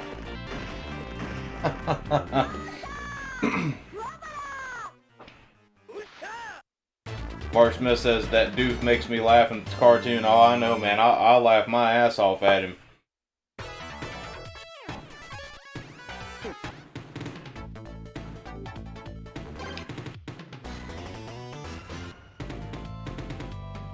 He ends up being a pretty cool character, you know, like in the end, but yeah, he's definitely a doofball, for sure.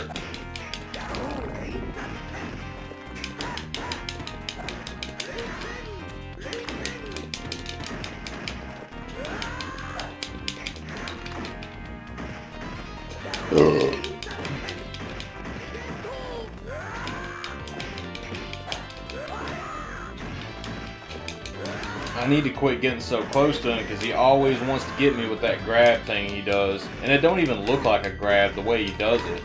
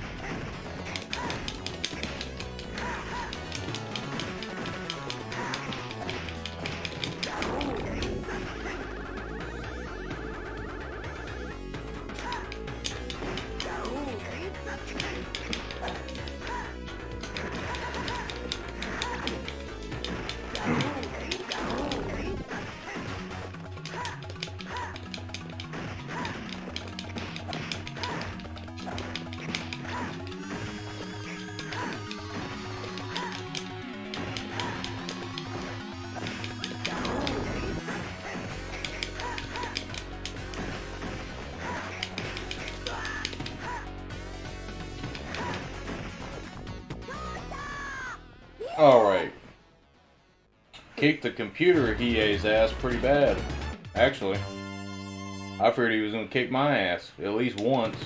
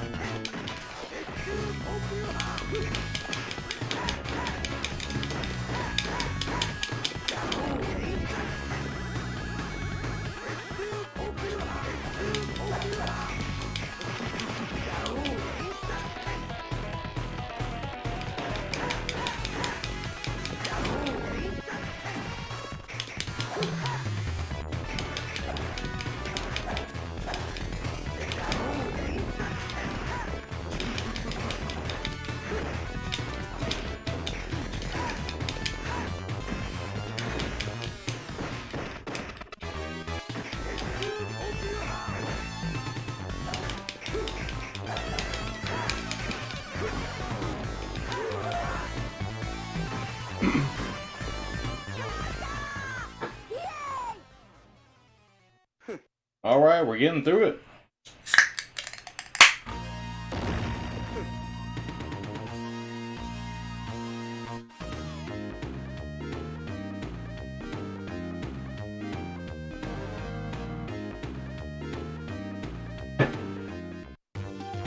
Oh boy, I guess I beat it. Cool. Didn't think that would happen. I'm usually kind of terrible at fighting games. I'm not the best at them. Some of them I'm pretty decent at, but a lot of them I'm not too good at. I like this music.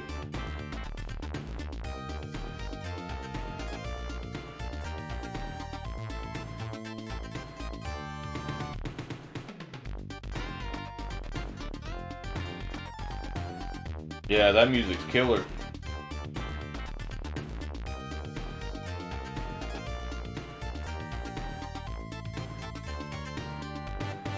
One thing I've been looking into as well, guys, I know the Mega Everdrive Pro does have a MIDI function as well.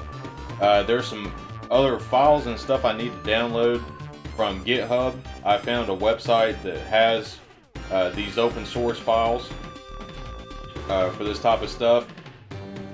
But if I can somehow figure out how to get it working, I gotta do some more research and stuff like that first. I'd love to be able to plug this thing up to my computer and see if I can try to make some music with it, with the sound chip that's inside of it, you know. I think that'd be pretty awesome. So if I'm able to do it, I'll definitely be putting out at least a track or two.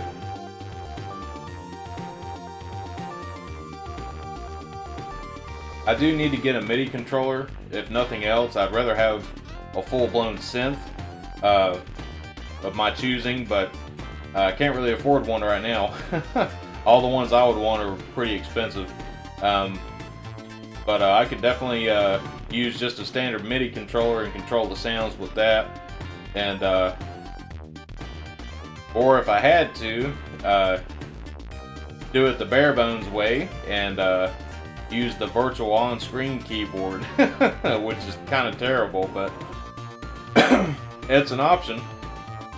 I miss the synths that I used to have. I'm a big fan of Kurzweil products because every synthesizer you ever see from Kurzweil is all analog sounds. There's nothing digital. The whole with all their stuff, there's no digital sounds. It's all analog. And so I used to have a Kurzweil K2000 back in the day, and that particular synthesizer was used on probably hundreds of some of the biggest records of that time, you know, and it's still being used today. There's some bands, I even know of some metal bands that use those, and they use them exclusively. And when they're on tour, they keep like 3 of them with them on tour in case something happens to one of them. And they've always got them in stock, you know, or on hand, I should say. But I really wish I could go back and get that again. They're more expensive now than they used to be back when I bought mine. But I'd love to have that same one again at some point. Because really, that synth had pretty much everything I wanted in it, you know.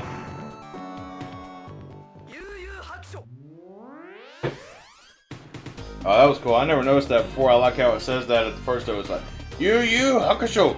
Like, it's pretty cool how you said that at the first of it. I think, I'm about ready for another break. What do you guys want to see next? Do you want to see a beat 'em up? Or do you want to see another shoot 'em up game? I'll give y'all a minute to think about it and respond, and I'll be back here in a couple minutes.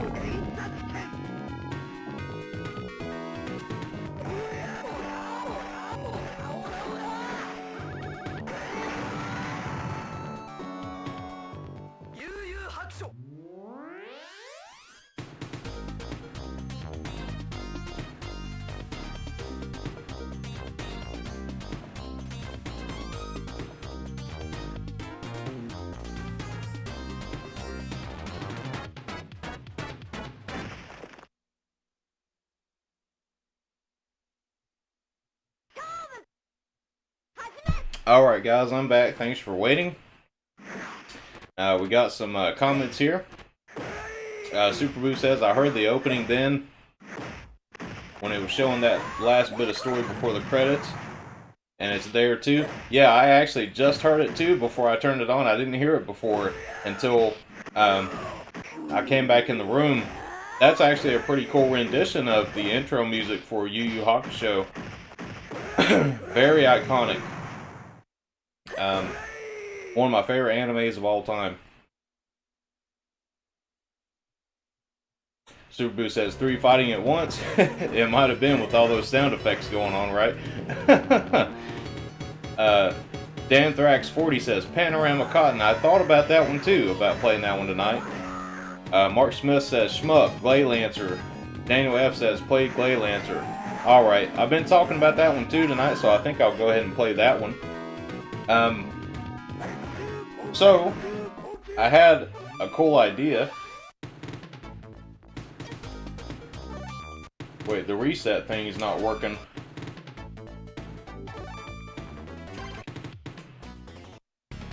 I guess I'll have to reset it.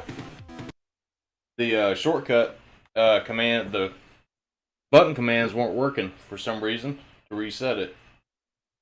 So I thought about this for a second when I was taking a break. So I've told you guys that, you know, I do want to make like, you know, animated intros, kind of like cut scenes, you know, like in between the streams and stuff like that. I just thought about a cool one, and this is kind of an idea brought on by One More Quarter when he said what he was saying earlier. So you know the channel's called Alucard 2089. I'm a huge Castlevania fan. There's a lot of stuff I want to do with Castlevania in the future. Castlevania things related to the channel that you guys are going to be able to kind of interact with as well. I know I've talked about some of this stuff before, but I just had a really cool idea. So I'm sure you all know, you know, the iconic scene in Symphony of the Night where Dracula, he's sitting on his throne, you know, with a glass of blood, well, basically wine. It looks like wine, but he's drinking blood. You know, wouldn't it be cool to have a animated Be Right Back screen with, you know, the sprite version of Alucard, you know, sitting at a bar or a tavern or whatever, and they just keep on, you know, passing him drinks and sliding them down the bar at him, you know, and he just keeps on drinking them. I think that'd be pretty cool. That'd be pretty awesome. So I'm going to keep that in mind, and I think that'd be pretty amazing to have something like that on the stream. Something like that is a lot of work, but I'm definitely willing to put in the time to do that, and so a lot of it's just finding the time to do it. I've been trying to work on the animated intro that I want to do for the streams and for my videos, but it's going to be very time consuming. The only thing I've got done on it so far, to be honest, is basically just some rough concept art. So I haven't even started on animations and stuff like that, but I do have some concept art done that I haven't showed off yet.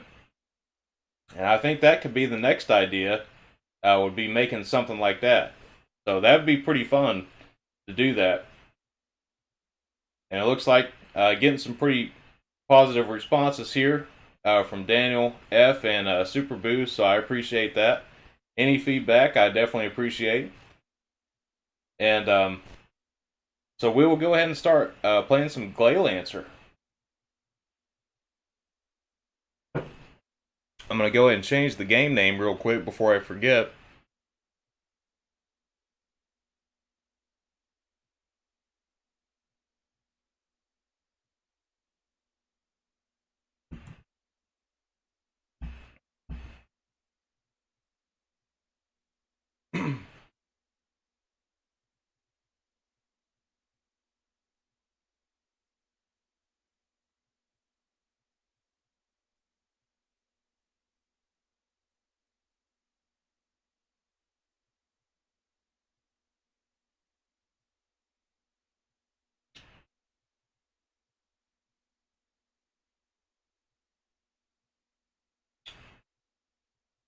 Where is Glay Lancer?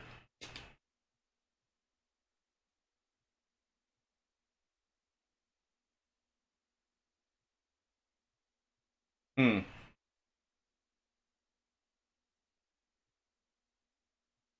I don't see it on here.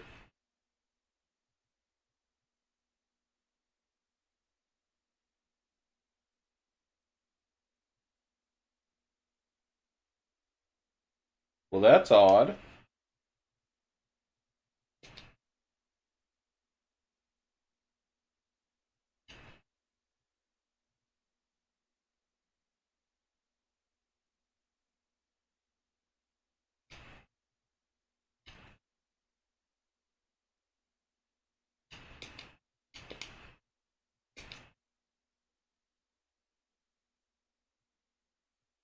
Hmm. Well, I guess I don't have Glade Lancer. Well, I'm gonna have to correct that because I don't see it on here. I don't see it on here anywhere. So, I'm gonna have to add that to the list of ROMs. I didn't check the list, you know. I just got it from a friend.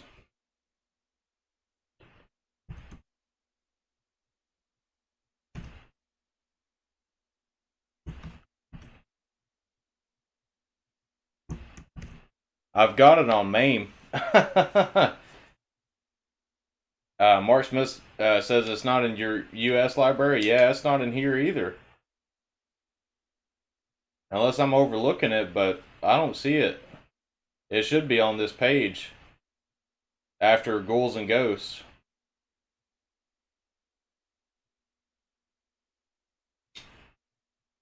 And in Japan,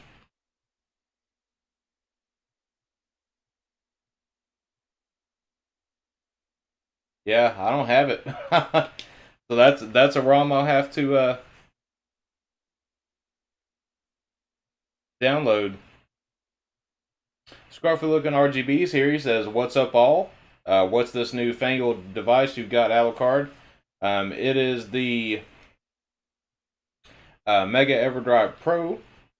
This plays all of the Sega Master System, Mark III, Sega Genesis, Mega Drive, Sega CD, and Mega Drive CD games. So really happy to have this. There is some ROMs that I do need to put on it, but I have a ton of stuff here to play through so far. Daniel F says maybe spelled as Gray Lancer. No, it's not there. Let me see. Nope. It's not on there.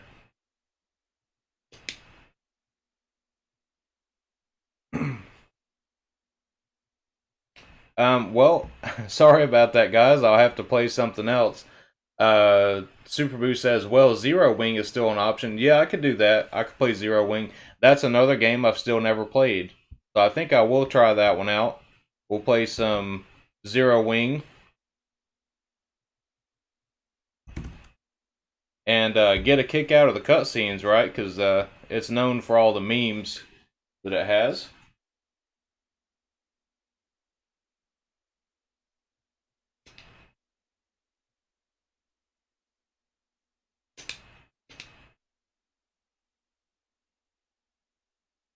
Or wait, did it come out in the US too?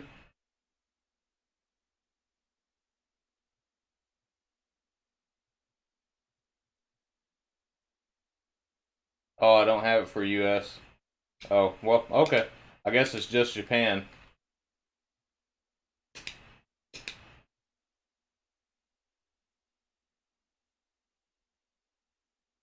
Garfield RGB says, Dizam! That is cool. Yeah, man, this thing is awesome. I've got another Everdrive coming as well. It's on pre-order right now, but I have the Effects Pack Pro. And I got the Super Famicom shaped one. so it'll work in really like any console, any Super Nintendo. And that plays all your Super Nintendo games, and it can also play all the Game Boy games too, with the Super Game Boy support as well that's built in.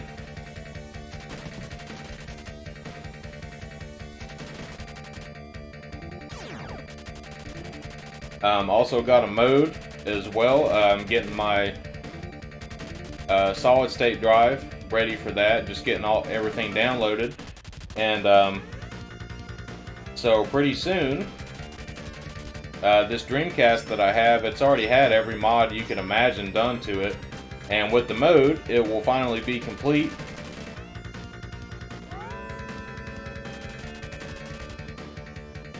Danthrax40 says, I don't think Zero Wing came out in the US until that recent reprint. I think it came out in Europe back in the day though.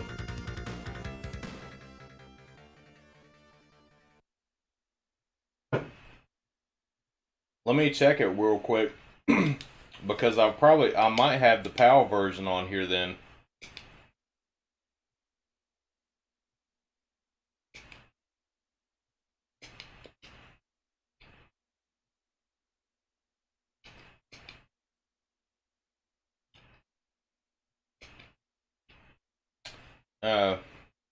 It doesn't look like this has PAL stuff on here. I may have to download some Power Region stuff. Let me make a note of that too. That I'll have to download the Power Region Genesis games. I didn't realize those weren't on here. But yeah, we can play the Japanese version. It's no problem. We just won't get the funny cutscenes. Ringfit Master says, hey guys, does anyone know why Crash 4 on Nintendo Switch is cheaper than the PS4 and Xbox One versions? I have no idea, man. That's kind of funny. But I guess that's a good thing, though, especially if you want it on the Switch. Mark Smith says it was released in Japan and North America only. North America release was 1990. Okay, so it looks like I need to get the North American release of the ROM because it's not on this particular SD card. So I'll just need to get the US ROM then.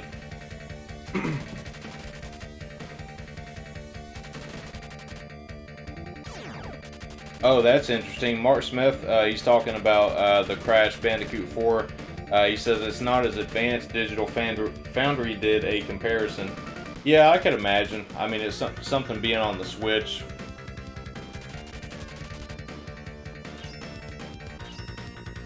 I like that music, though, right here.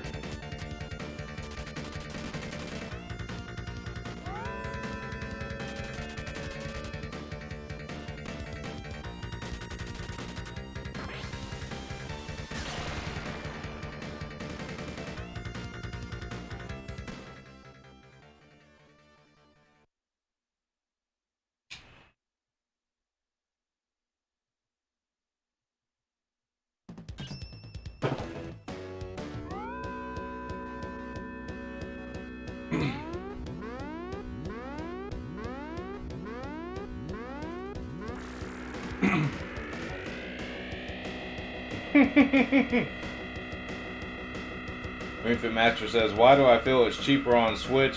Because Activision is secretly hiding something. RK Game says, is this the All Your Base Are Belong to Us game? Yes, it is. I don't have the English version. The next time we play this on stream, I will have the English version so we can get a kick out of that.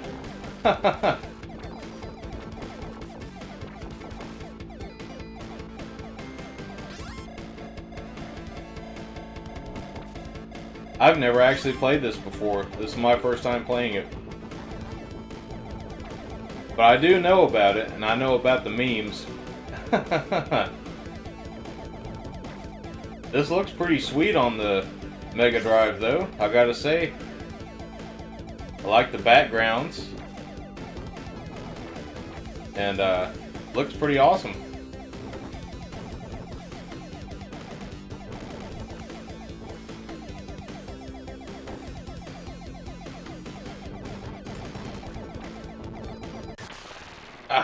really? He pushed my drone into me. That's crazy. I didn't think that could happen in a game, but I guess it can in this one.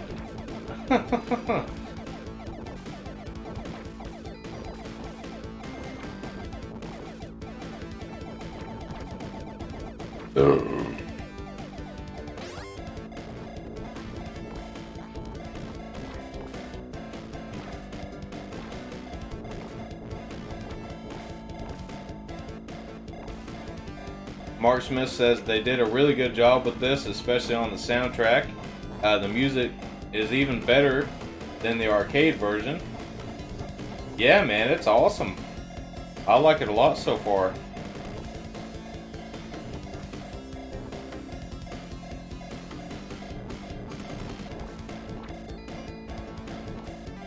Music's killer.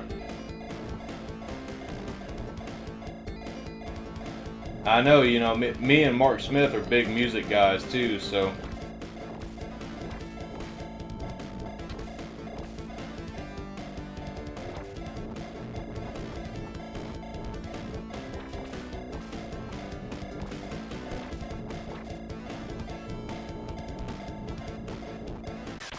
Ah. That caught me off guard.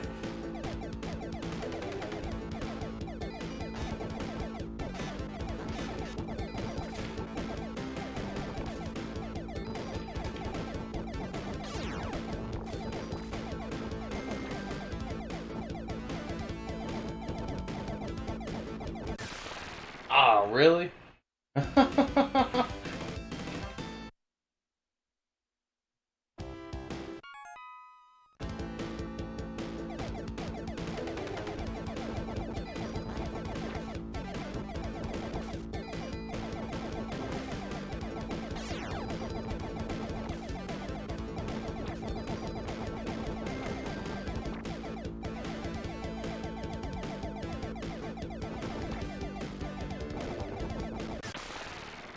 Oh shit.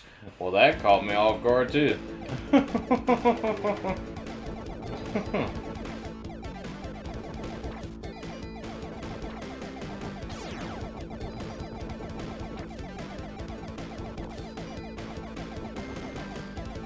Oh.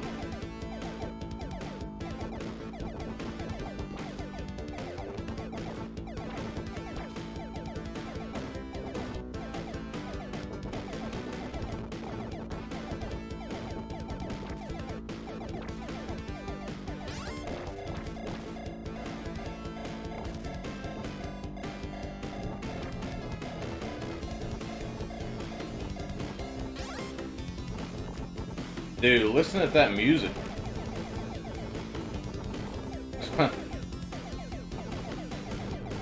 Like, that's a hell of an achievement to make something like that on this kind of hardware.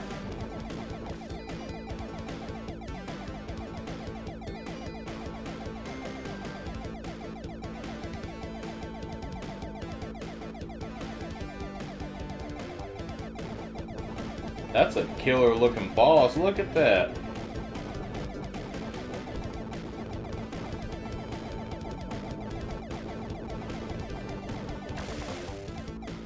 Man.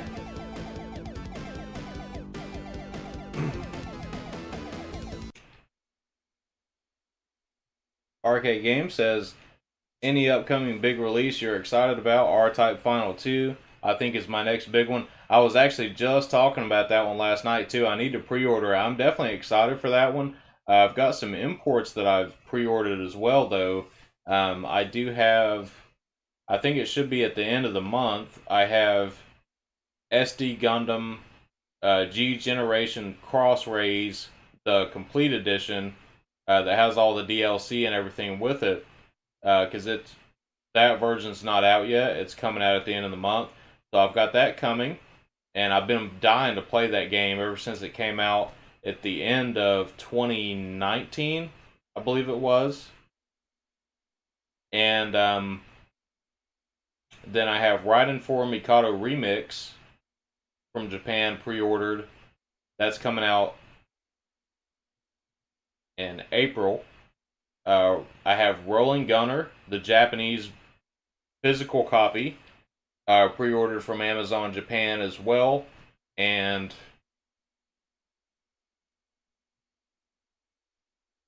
I feel like there's another game I'm missing. There's something else I have pre-ordered, but I can't recall what it is at the moment. Brandon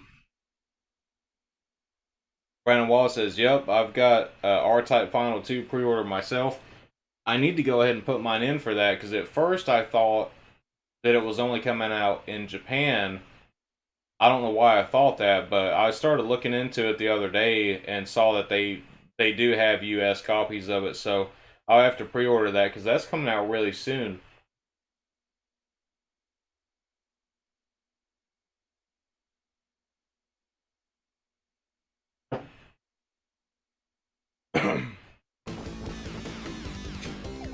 Whoa, what the hell was that? Well, you can take enemies like hostage and shoot them at other enemies? That's pretty fucking cool.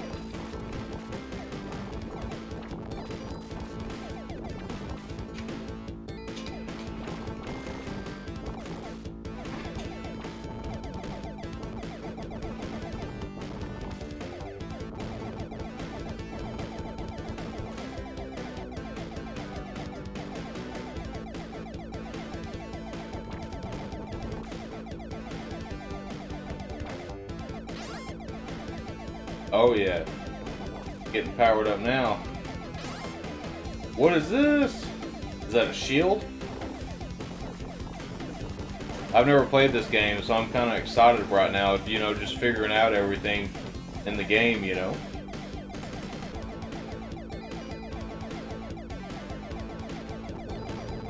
Oh dude, that is so awesome. Look at that shit. That's a badass looking boss. Well, I don't know if he's a boss, but still awesome.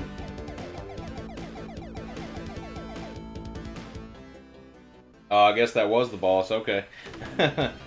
RK Game says, "Cool, man, I forgot all about Rolling Gunner." Yeah, man, it's, as soon as I found out about that, man, I started telling everybody about it.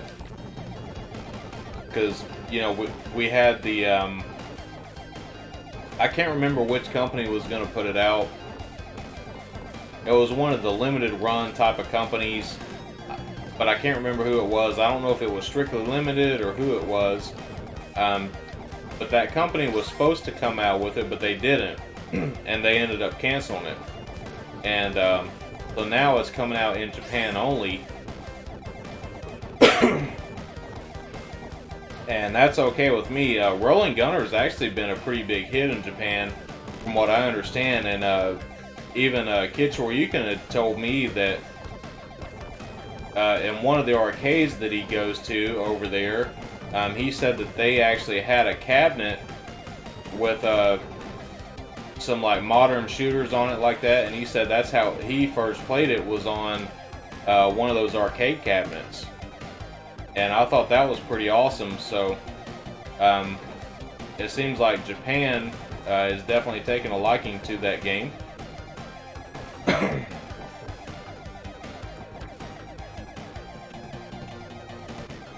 And it's a game I need to play more myself as well. I have the download copy on the Switch. It doesn't have the DLC or anything with it, but the physical copy that is coming out in Japan does have the DLC included with it, just like the Steam game does. So that's another really good thing about it, is you're getting a complete package.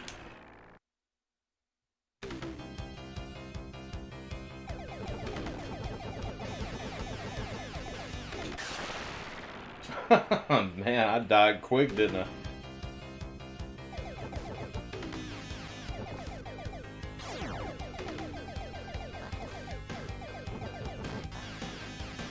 Can I get these big ones? I don't think I can.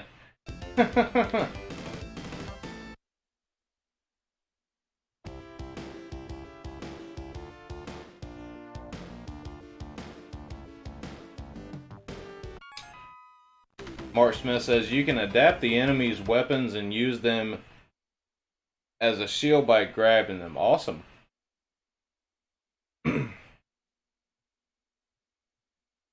RK Game says that is awesome about the DLC being in the cart. Yeah, that's one that shoot 'em up fans do not want to miss, because that's the only time it's going to come out. And like I was saying, you know, one of the limited run companies, it wasn't limited run, but it was one of those companies that do the same thing they do. They canceled it, and they even had pre-orders for it, I believe, already when they did cancel it. So they had to refund people, and you know, we didn't know if we were going to get it or not, and it's finally coming out, but it's just going to be a Japan exclusive. But I can't wait to get that, man. It's Rolling Gunner is a killer game. Back when I did stream it, but it was a few months ago, and honestly, the game is so fast and frantic. My computer did not like streaming that. It was kind of glitchy and pixelated, didn't really look too good. So when I get my new computer in on Tuesday, there's going to be a beast. I might have to stream Rolling Gunner again here pretty soon. It's a great game. Mark Smith says, which game? It's called Rolling Gunner. It's on Steam as well. If you want to get the complete version on Steam, it's on there. You can download it on Switch, but it doesn't have the DLC with it. It's only just the base edition. Now, if you want to import it from Amazon.jp, it's coming out at the end of next month in April. So you can still pre-order that now. And it is still available. Man, I just keep dying right here. I almost wish it wouldn't give me a checkpoint and just start me off at the first of the level. I'll probably do better that way.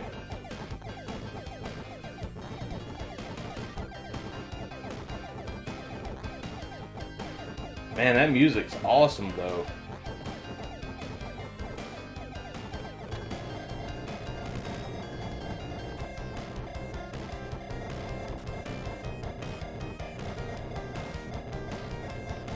You don't even want to know what I think these things look like right here. I would say it, but I'll leave it to your imagination.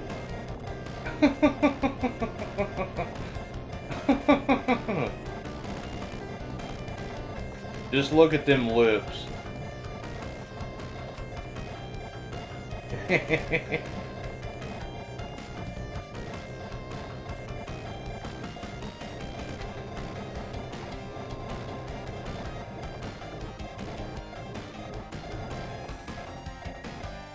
That's what they call lipstick right there. A stick with two lips on it.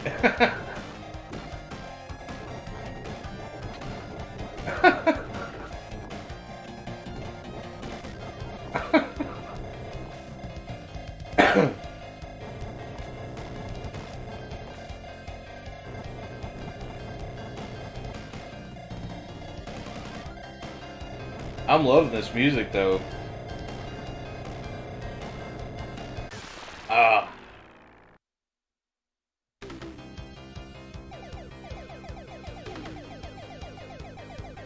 Now I'm back to the pea shooter. Well, I guess it at least gave me something.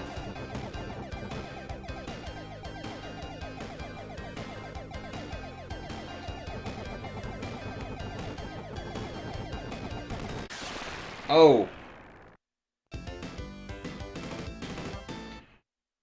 Got me with the missiles.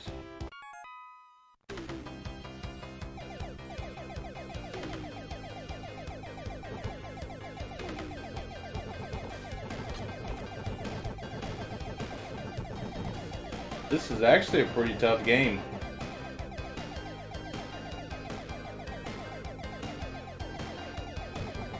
Well, I guess it's not that tough. There's just a lot of unexpected stuff that comes at you. I guess it's more one of those shooters you just kind of have to memorize certain parts of it, you know, and what's going to happen. so it don't catch you off guard.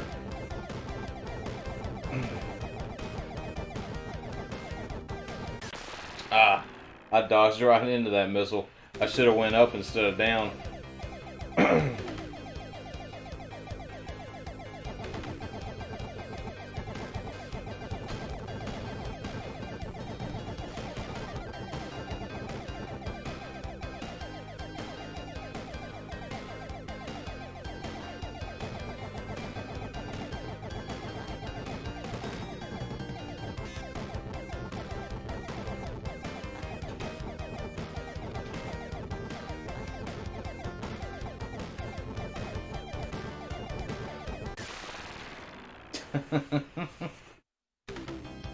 Man, this thing is kicking my ass.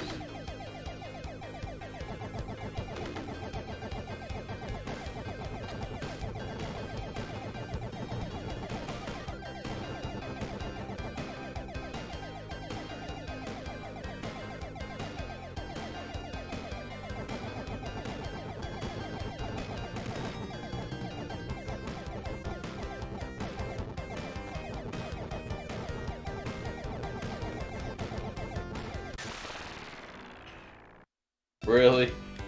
I'm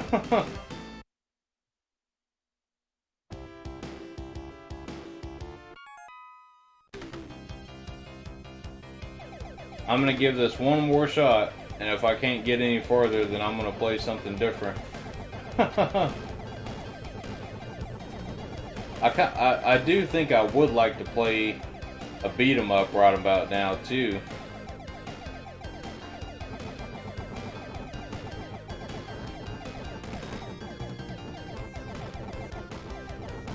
We had talked about Streets of Rage 3, or Bare Knuckle 3, actually. I have never played that one. I've never played Streets of Rage 3 or Bare Knuckle 3, so I think I probably will play that one next.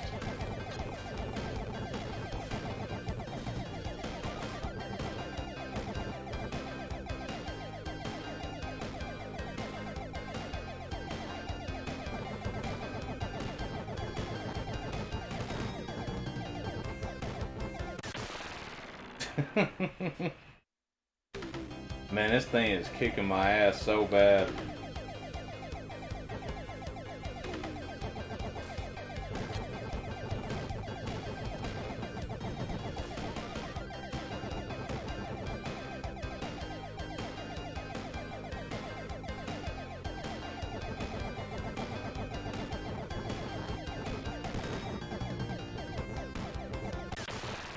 Oh, man. Alright.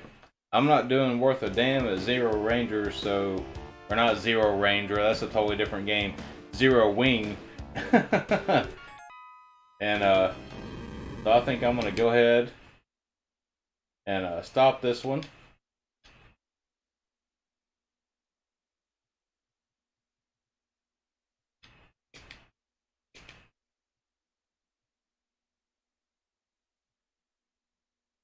I think we're gonna start up some Bare Knuckle 3.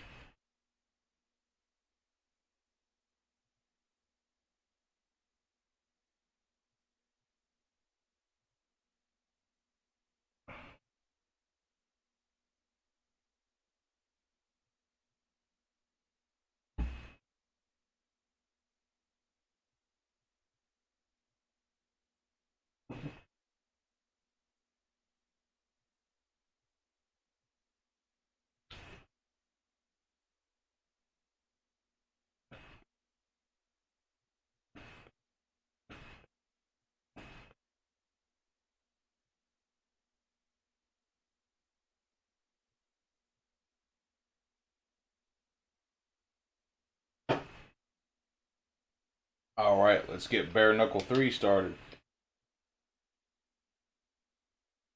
I know the second one's probably always going to be the best, but I'm still excited to play it because I've never been able to play this before. So, I'll be happy to play it.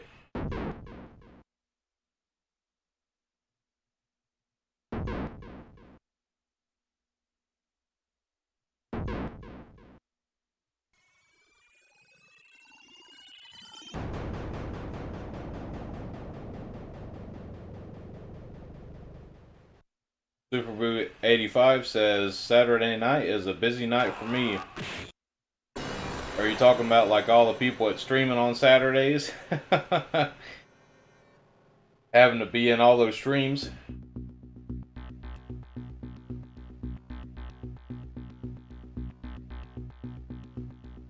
Yep, I can imagine, man.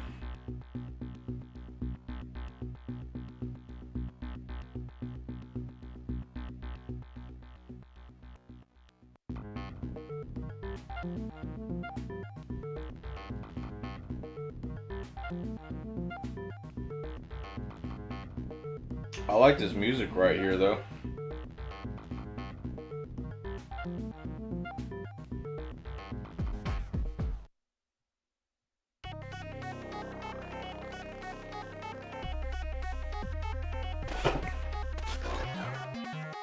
Oh, another game that I wanted to mention. I've mentioned this one before.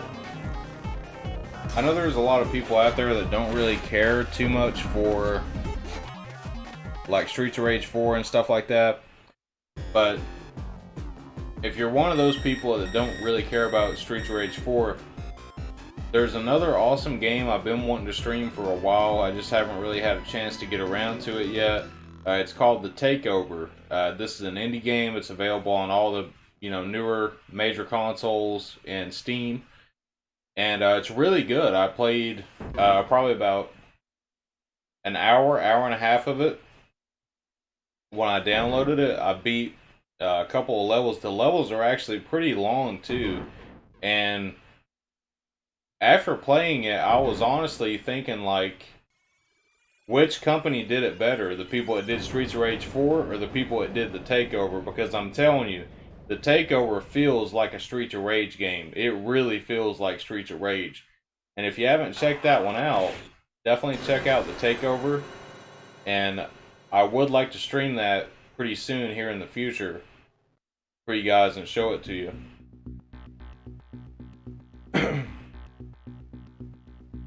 Yeah, so I'm going to be, when Russ, Arcade Games, that's Russ, when Arcade Games has build done for it, I'm going to help him beta test that game as well that he's working on.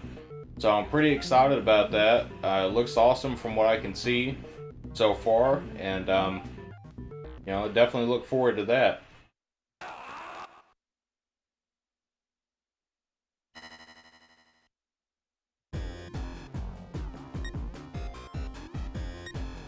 And Blaze is my character. I always pick Blaze.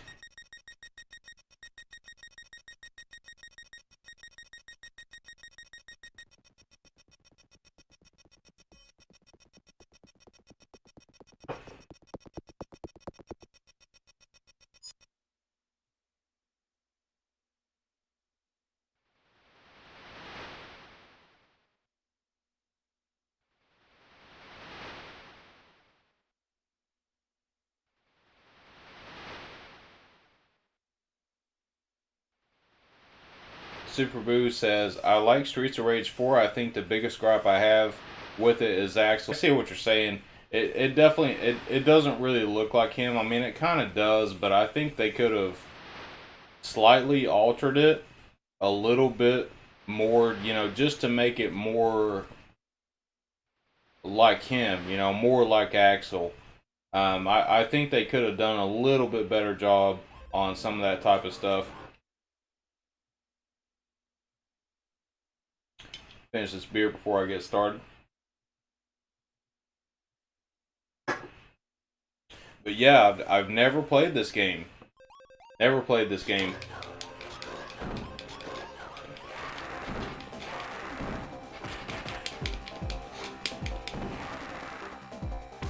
It actually feels a lot faster to me. The movesets are different a little bit.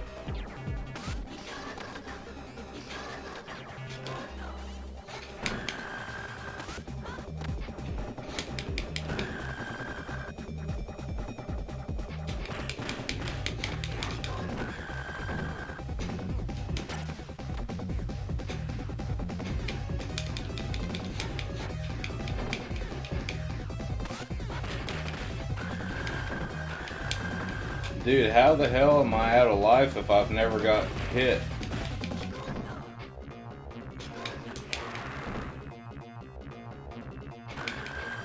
I guess some of these attacks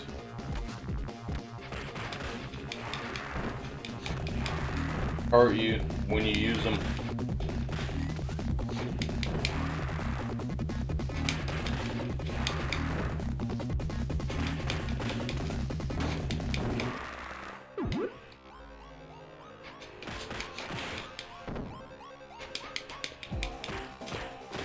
Oh, one thing I want to mention too is the same composer for Streets of Rage, Yuzo Koshiro, also did some tracks for the Takeover as well.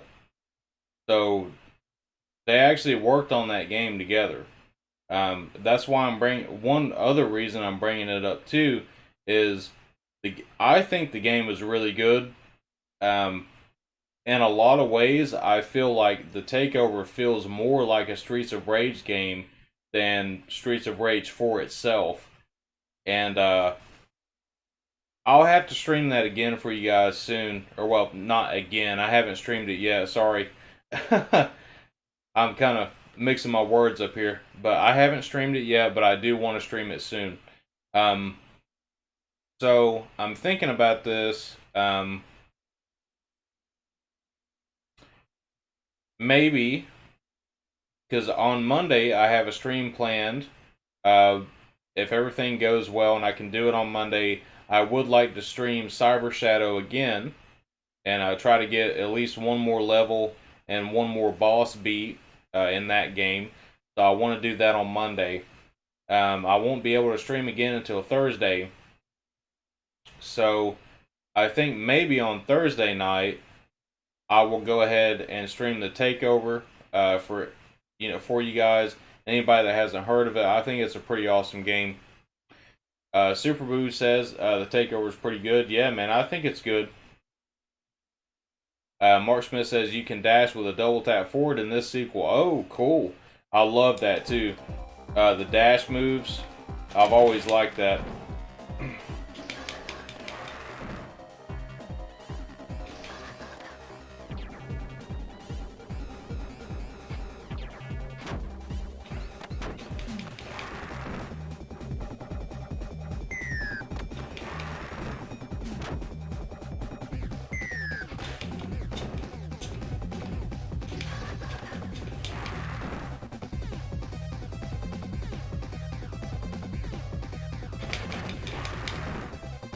The gameplay feels faster in this game. It feels a lot faster. Like your combos and stuff you can do, it feels a hell of a lot faster in my opinion.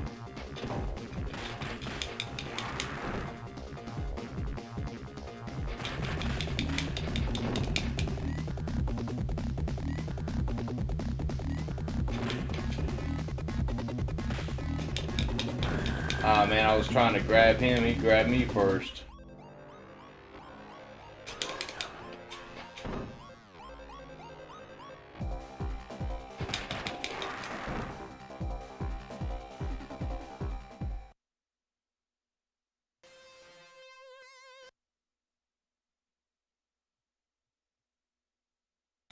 Mark Smith says, I am familiar with the Takeover from Matt McMuscles on YouTube, who was involved with the game somehow. You know, I've heard that name. I think I've watched him before. I'll have to look into his channel. Who knows, I might even be sub to him, but I know that sounds so familiar. I've probably watched him before. But that's really cool, though. I didn't know that he was involved with the game. I'll have to check that out more, man. Mark says Yuzo went full-on rage techno in this game. Yeah, this is my first time hearing it. It's definitely different. It's got a different vibe to it. I do like it. It's not, it's definitely not like the second game. I'm sure a lot of people were probably expecting something more like that. This is just my first impression, really, of the game. But I know this game wasn't very popular, especially in Japan.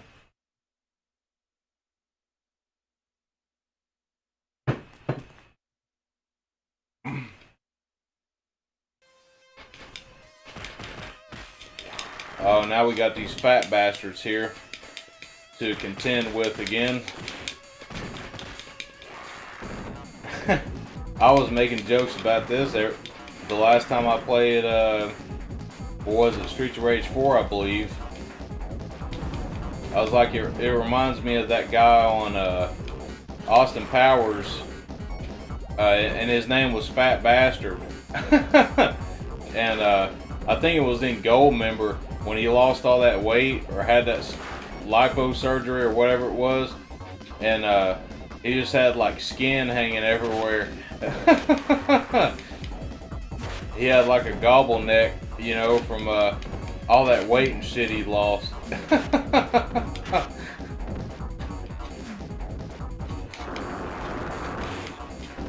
Damn, he blows fire too.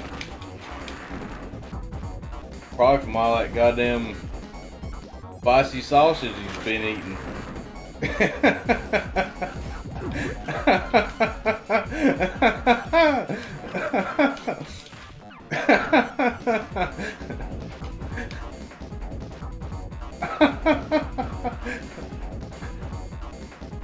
This part's pretty impressive though. I mean, look at that water and everything in the background. The more you scroll forward, you see the city there.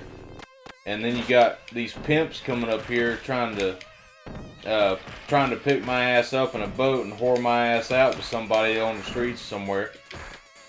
Probably what they're trying to do.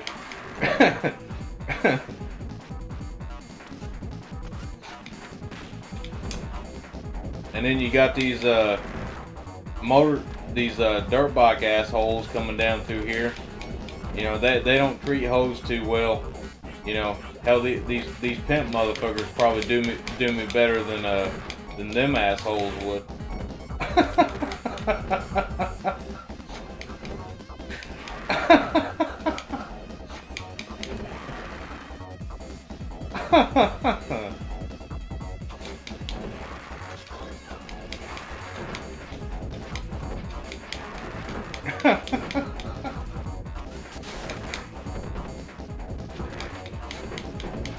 There he is. There's the pimp.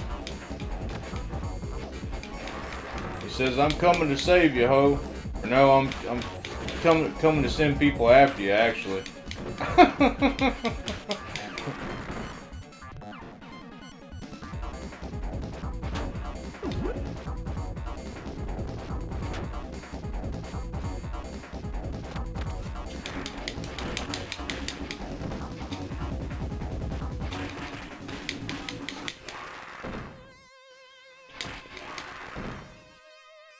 What, you want to go, pimp? Look at the way he's running. And look at the way his boots look. He's got high heel boots on. And like... God damn, this shit's funny as fuck. This is that part you was talking about, Mark.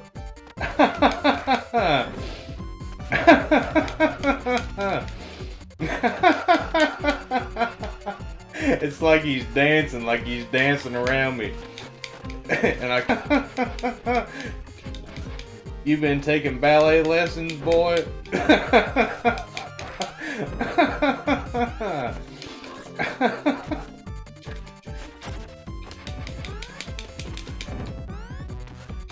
That's Mr. Slave from South Park there. That's where they got it from, was this bastard right here.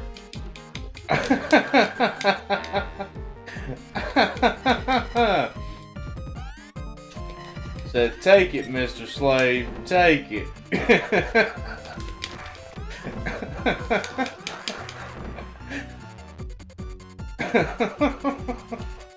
He's crying. He's down there crying.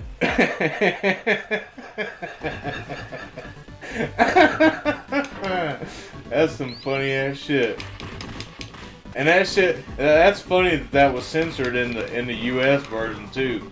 If I would have seen that shit when I was a kid, I would have laughed my ass off. That's like that's almost like a disgrace that they censored that shit.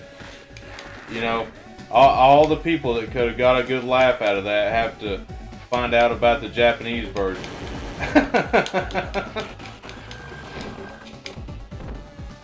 Got some Mr. Slave action in this one. He just got a little bit different outfit on. But you know, most of it's about the same. It's just a different color set. You know, he's got the assless chaps. He's got them big boots on. He's got that same hat like you'd see, you know, like that one dude that's in that YMCA music video. Like that guy. Or who else? Like Judas Priest, you know. Or they got that kind of hat. I don't know what that kind of hat is. I can't remember what it is now. But it's basically like Mr. Slave from South Park, except a little bit different colors in his outfit. I bet Trey Parker and Matt Stone played this shit when they was little, and that's where they got Mr. Slave from.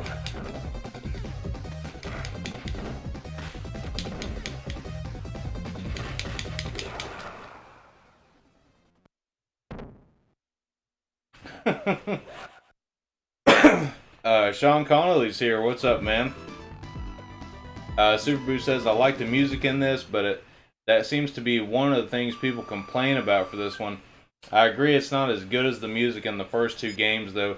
Yeah, that's kind of the vibe I'm getting from it, too. I think it's good, but it's not what we expected after, you know, playing Streets of Rage 2. So I can definitely understand that point of view as well. Super Boo says also, this one's always seemed harder than the first two games. Sean Connolly says, guessing that boss didn't make it into the Western release. No, it didn't actually. That's why we're playing this one. This is Bare Knuckle 3, and we had to play this one so we could actually see that part. Super Boo says, yeah, they cut Ash out of the US one completely. Oh, really? I didn't know that. Alright. Hopefully the stream's not doing too bad now. I did see where it was kind of buffering there for a second, but hopefully it's straightened out now. Just as a precaution, I will switch over to this screen for just a minute and just sit here and, you know, drink some beer and talk to you guys for a minute. Seems like this fixes it for whatever reason. But, you know, I'm getting that new computer on Tuesday. It's supposed to actually be here on Tuesday, so really stoked about that. So I'm going to spend a lot of time Tuesday and Wednesday getting everything together. Yeah, right now it's I think this is an internet issue right now that's going on. I was having some issues last night with the internet too. Hopefully OBS doesn't disconnect, but yeah, I can see what's going on now. I think it's an internet issue.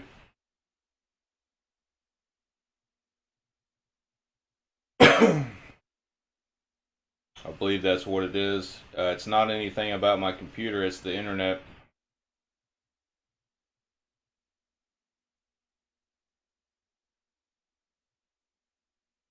Yeah, Brandon, I've already been sent emails about it too, so it's actually supposed to be here on Tuesday.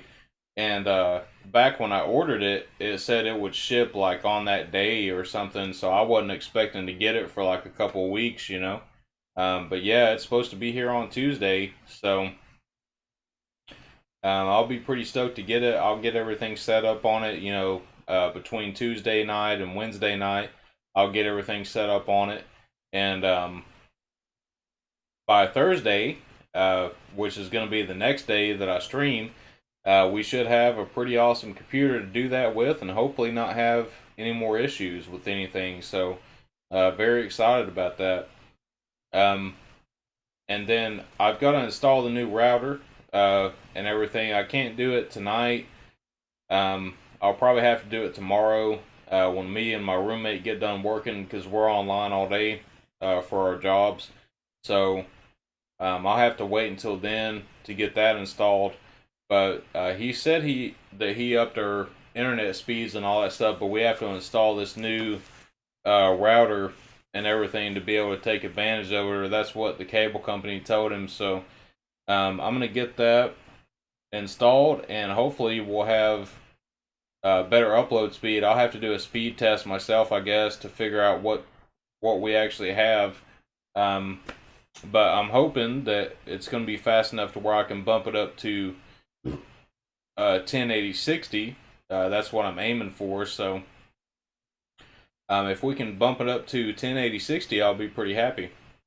I think it looks decent enough in 720, really. I mean, I could just keep it at 720, and with that computer, I know it should be stable as hell at 720, so I don't know, maybe I'll just stick with that possibly.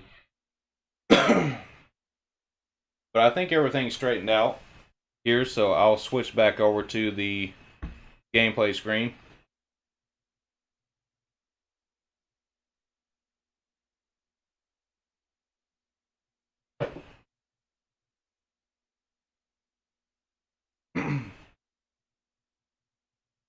And we'll get back into the game here.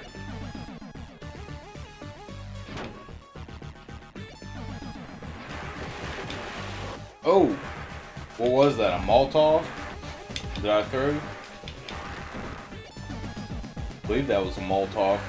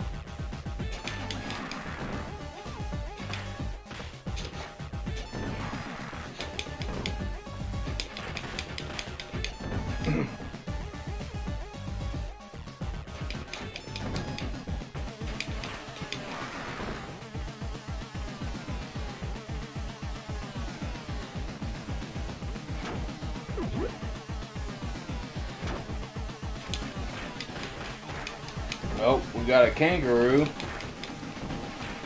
And we got a crazy ass looking clown with a whip. Looks like a robot clown. A robot clown with a whip. That sounds like something that should be in Castlevania. You know?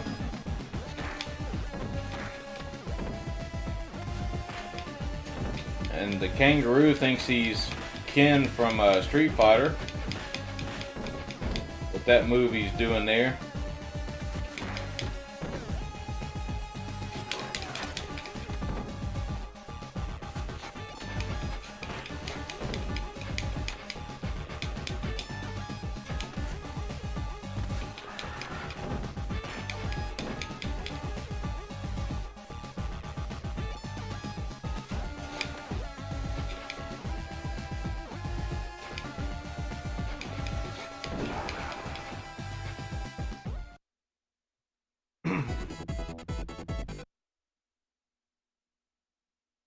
Subaru says, I don't want to spoil or backseat the game, but I'll say there is something in the stage you can unlock. No, man, no problem at all. That's actually really cool. I didn't even know you could unlock stuff in this game. I'll try to keep a close eye out and see what I can find. Daniel says, beat up that Roo. I got him.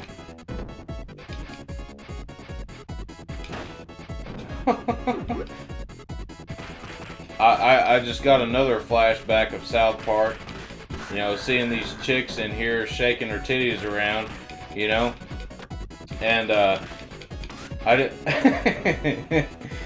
I think about it all the time. Like, you know, the episode where Butters, he's got like that little Barbie doll or whatever, and he's like talking to himself, like if it was like a real chick talking to him, you know, but it's like a Barbie doll that he's got, and and he's like he's like talking like a girl, like he's the Barbie doll, and he's like, hey Butters, you want to come over here and slap my titties around? And he's like, I do, but I'll get in trouble and my dad will ground me. Or something. He said something like that, something funny. But I think about that shit all the time, like him just sitting there with that Barbie doll. He's like, you want to come over here and slap my titties around?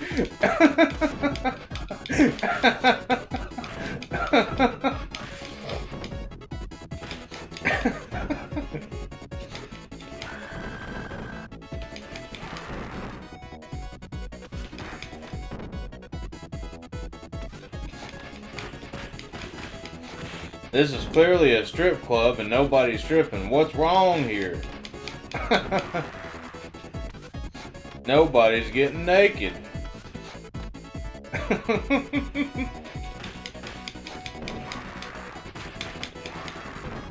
And then you just seen these two guys hunkered down over there. Wonder what they was doing, huh?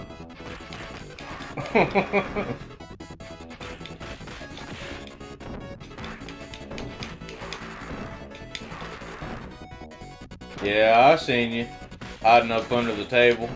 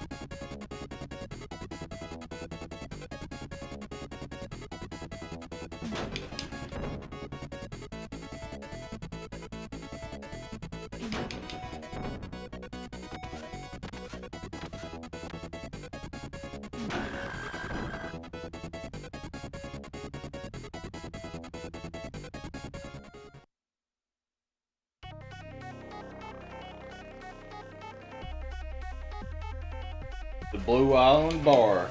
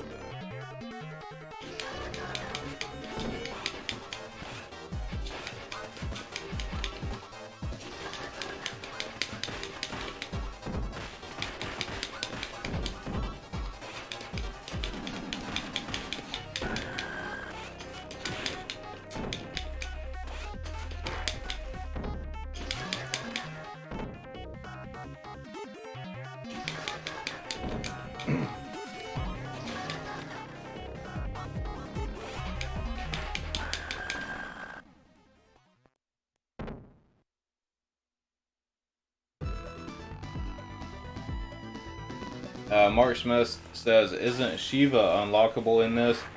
Subaru says, yes, he is, but I forget how to unlock him. It might be a code for him. Brian Sibley's here. What's up, man? He says, if you accept suggestions, I recommend Pulse Man. It's a game from Game Freak while they were developing Pokemon Red and Green versions. It's like a merger between Sonic the Hedgehog and Mega Man. Awesome, man. I think I have played that one before. It's been a long time, though. But I know that I have played it at some point.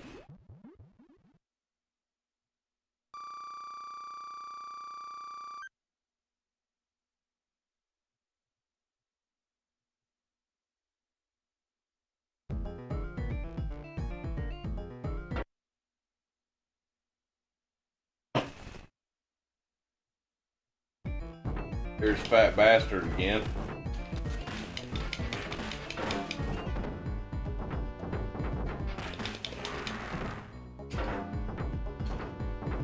And his name's Heart, too. More like Heart Attack.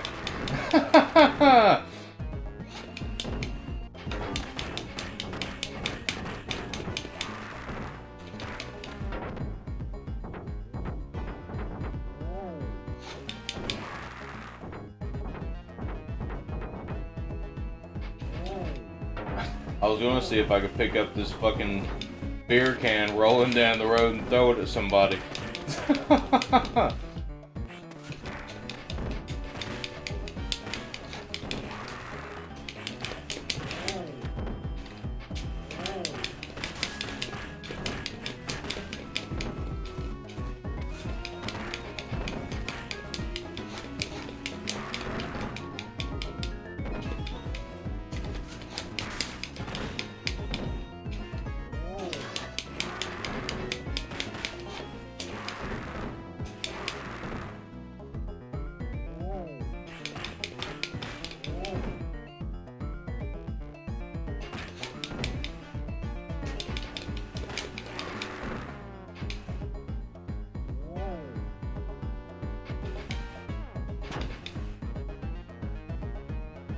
This is a Molotov.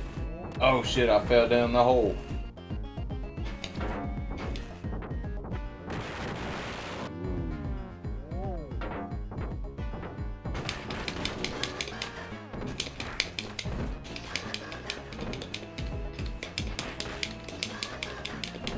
God damn it, how is he hitting me like that?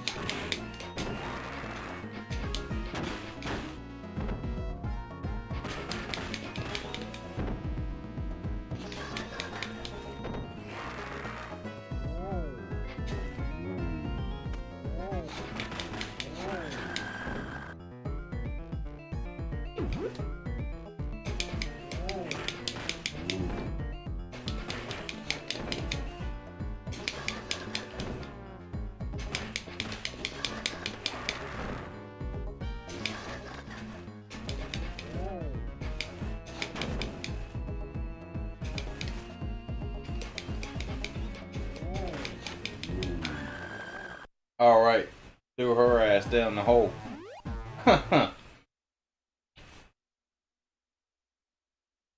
Brian Sibley says, I used to own a repo of Pulse Man, but I lost it with my collection from the eviction, so I'll have to replace it. Oh, that sucks, man. Yeah, hopefully you can get another one, dude. Daniel F says, you should also play the Sailor Moon beat 'em up. It's a good one. Awesome, man. I was actually looking at that one earlier, and I did ask, people in the chat if it was one of the good, Sailor Moon beat 'em ups, and some people said it was just okay. Um, but I'm interested in it to check it out. I don't know for sure how much longer I'm going to be going. I'm probably going to try to end it by 1.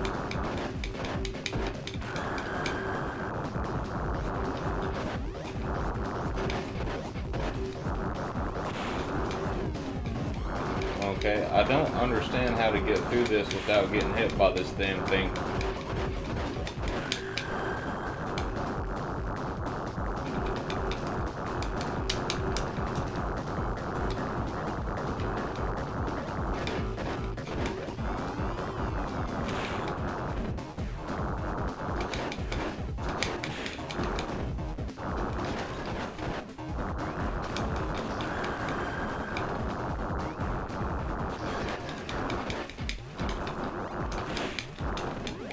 I don't know, the bulldozers always hit me no matter what I do.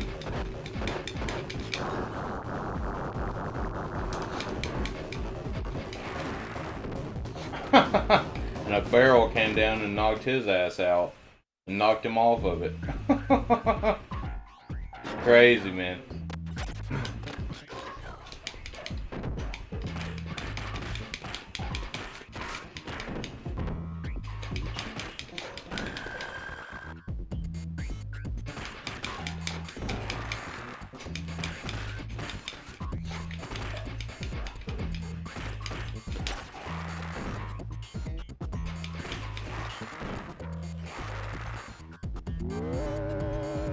Oh, elevator level.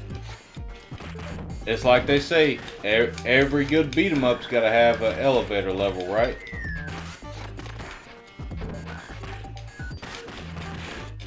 Oh.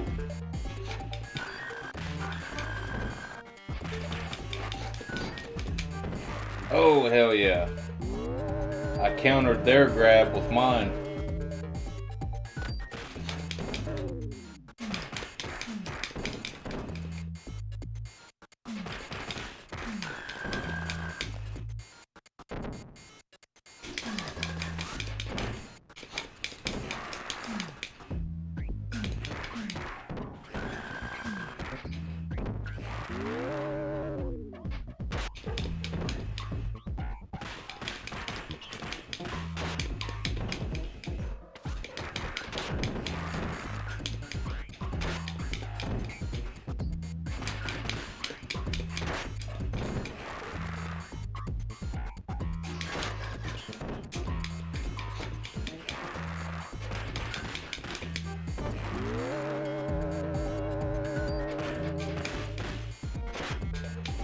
Damn, dude. Okay, well, I got my ass kicked at Streets of Rage 3, or Bare Knuckle 3, but we got some pretty good laughs out of that. Thank you, Mark Smith, for recommending that and letting me know, because I had no idea about, the US and Japanese differences. I didn't know that that boss was actually censored out of the US release of the game. This is something I'm going to go back to often because that's funny as hell. And I can tell you, anytime I'm having a bad day, I probably will put this on and get a kick out of that. So thank you, Mark, for letting me know about that. That was a lot of fun, man. About the Japanese version, and the differences. Brian Silvey says, the one game that was painful to lose was Magic Knight Ray Earth for the Sega Saturn. That was painful considering how much it's worth nowadays. Yeah, man, that does suck, dude. That's a pretty pricey game, especially for the US Saturn. It's not expensive at all on the Japanese Saturn, but for the US version, yeah, that's worth a lot of money. Definitely worth a lot of money. Mark Smith says, that was fun. Yeah, man, I loved it. That was a lot of fun, dude. I'll have to keep on going back and practicing this one, and try to beat it. But, these games are always better with a friend, too. In my opinion, it's always a lot more fun. Oh, yeah, is that the guy you unlock? Is that the other guy? Right there? The guy in the blue shirt?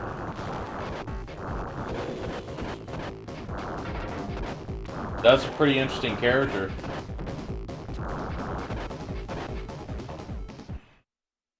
It's pretty awesome.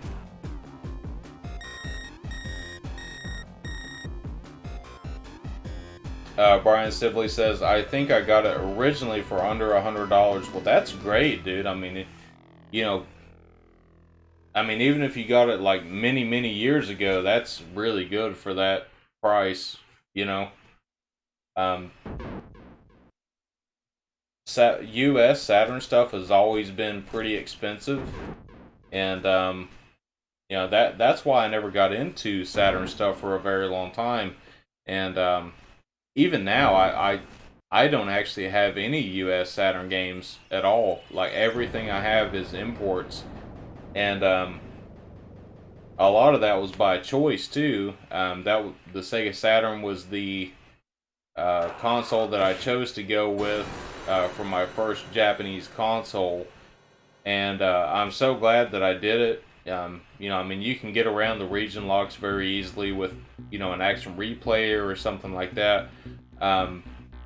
But I went ahead and, got a Japanese console. I've got the launch model gray Saturn console, and I'm glad I went with that one. I don't even have an action replay or anything like that.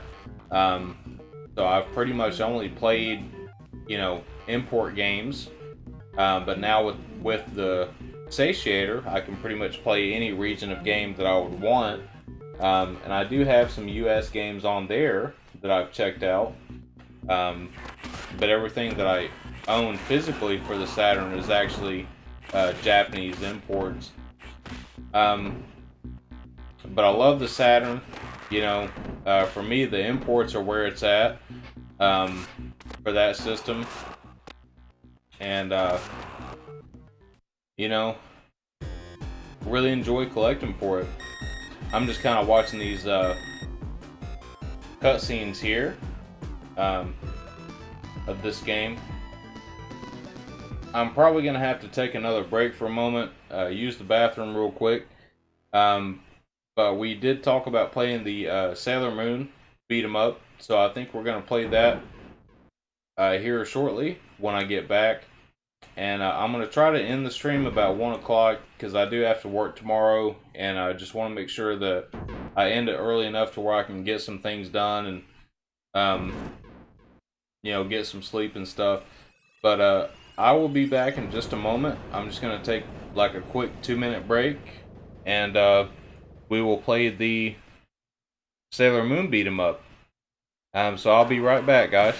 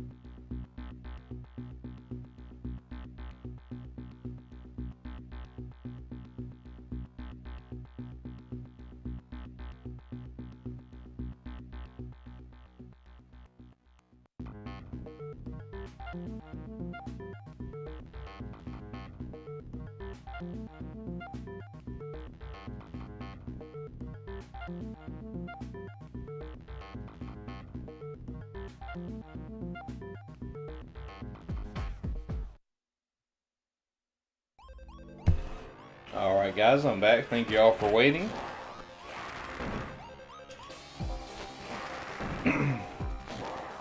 Mark Smith says he's talking about that character that I was talking about. Actually right there, the guy with the blue shirt and the gray pants. He says that's the professor. He's an android. That's actually really cool. Brian Slively says, mine was a US system with an action replay to bypass the region lockout. I still remember where I got it. There used to be this retro video game store just down the street from Wrigley Field called People Play Games. I got my Sega Saturn there for around $40, I think. That's awesome, dude. That's an awesome deal.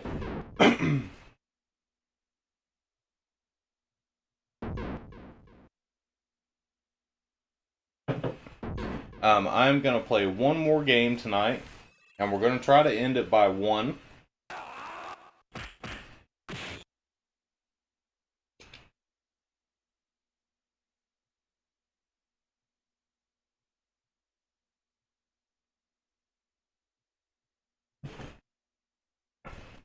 And I'm going to change the game name real quick before I forget.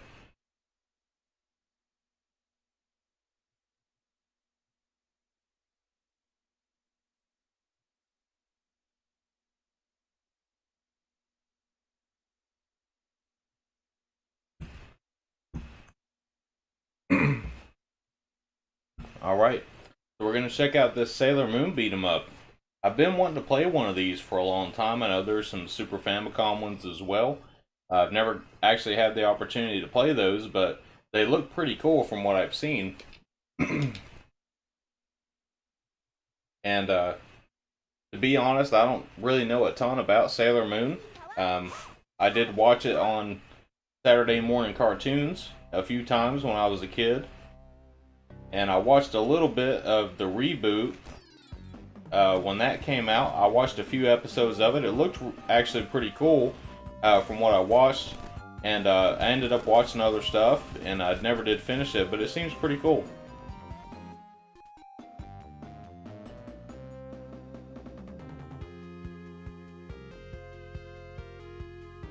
I'm just kind of listening to the music here for a second.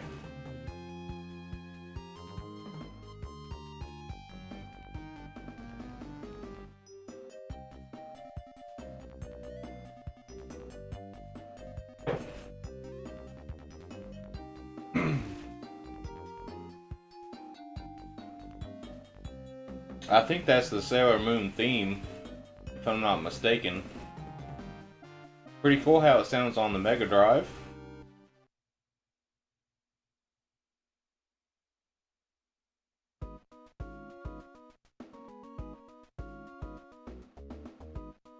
I like this music too.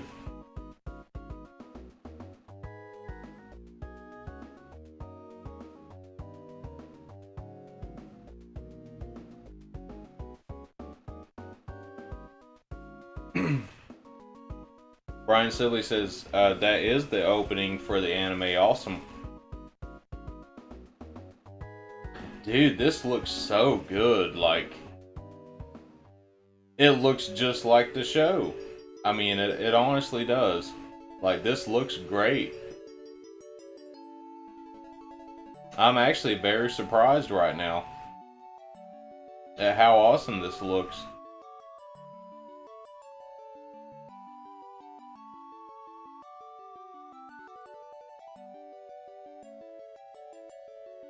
Daniel F says the game looks really good. Yes, it does. It looks awesome. Especially with component cables on a CRT, like I'm looking at it right now, it looks amazing.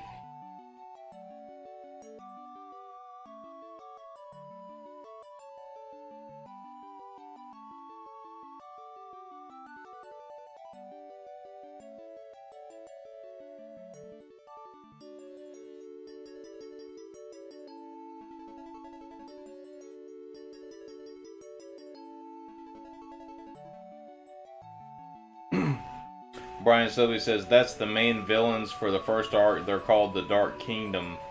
Yeah, I do remember the one girl that showed up there for briefly for a second. I do remember her, that she's like one of the main villains there.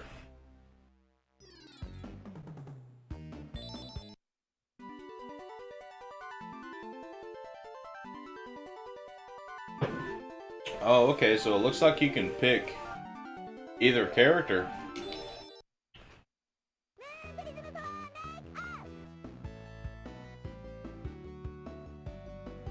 Mark Smith says, well done, a great use of the Genesis color palette. Yeah, definitely. It looks great.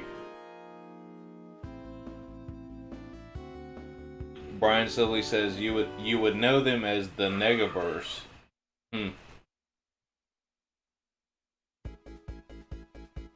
Wow, this has got big sprites too. This looks really good.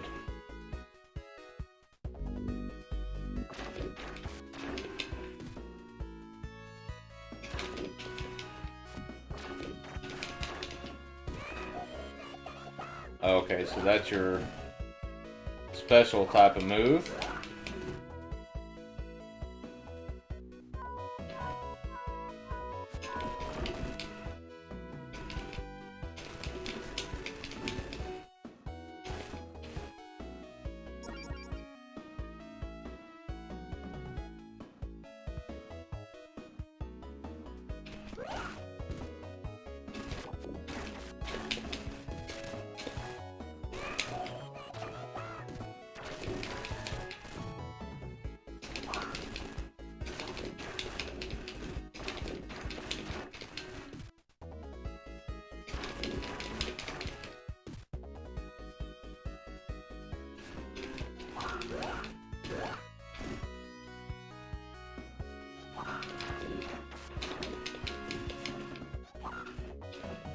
And look at these broccoli head bitches.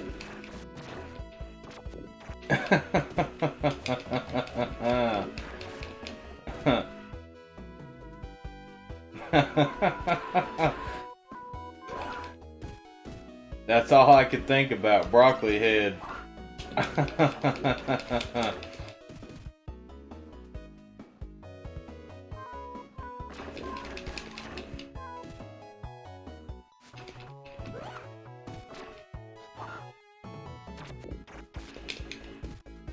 Can you beat up the car?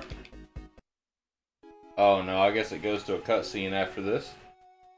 Okay, hey, like they say, every good beat 'em up's gotta have a an elevator level, right? Hell yeah, it kicked him out of the elevator. That one too.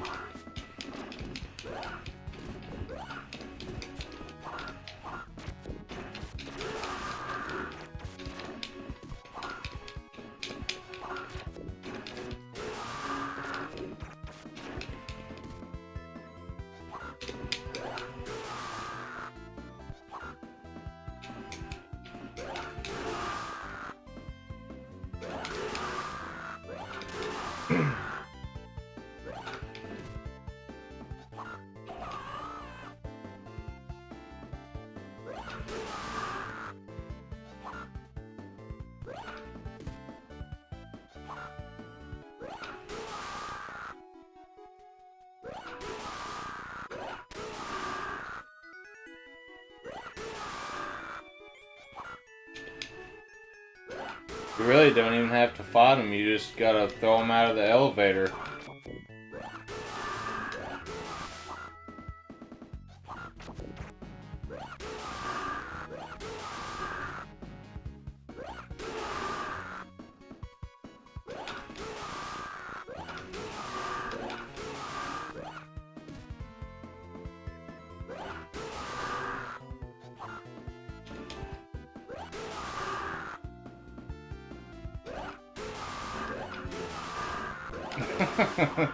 Just throw them all out of the elevator. Think about how many fucking dead bodies are down there on the ground.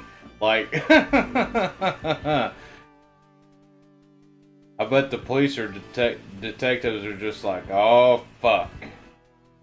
This is the shit we gotta clean up today.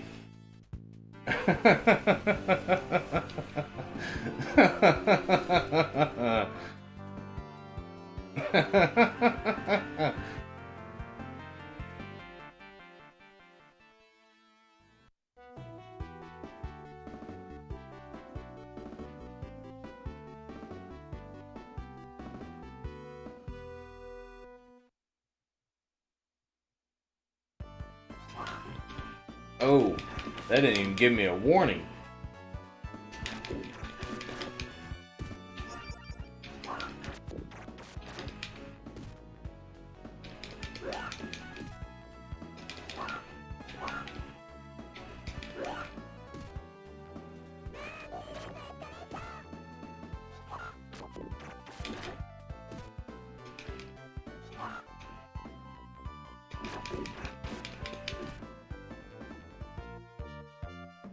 Alright, so I guess that was the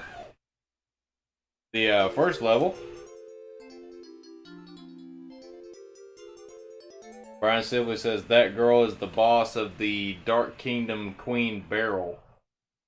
Mark Smith says, why the hell didn't they release something like this in the US, even if the sprites were redone as something else?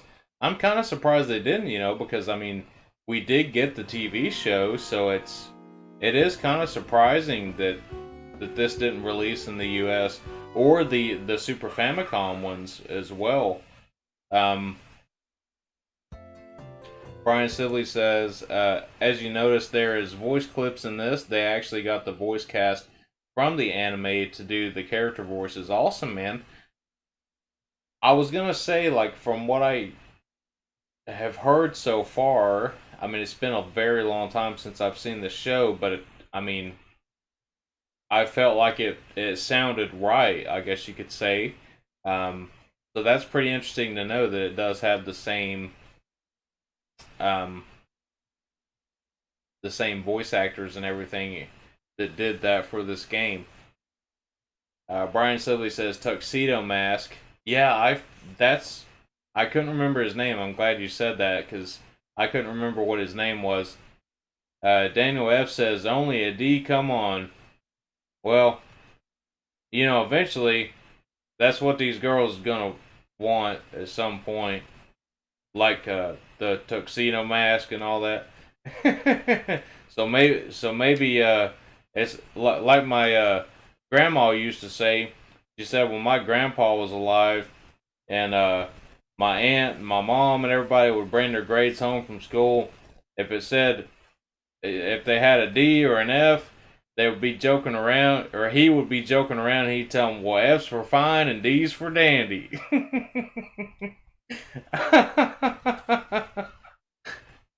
And that's pretty damn funny. I always laughed about that shit.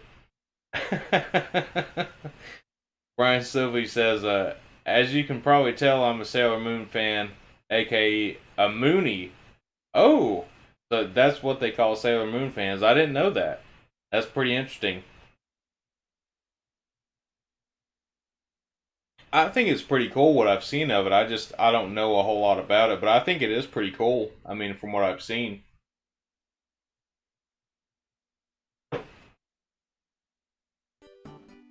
And this level looks awesome too. I mean, look at that like theme park back there in the background. Well, was that a panda? Oh, there's Jesse. Jesse's riding by. You know he's shy, man. You know he's got to go off the screen real quick.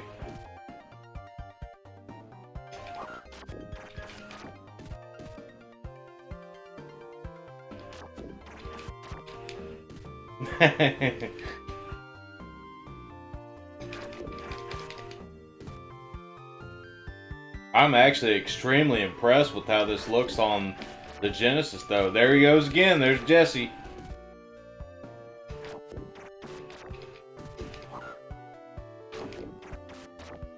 Panda fluffs.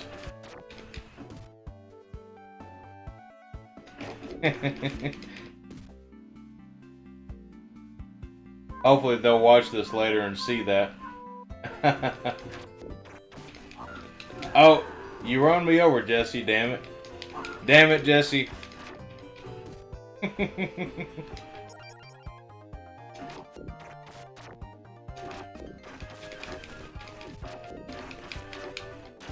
He says, I'll do it again unless you bring me some snacks next time.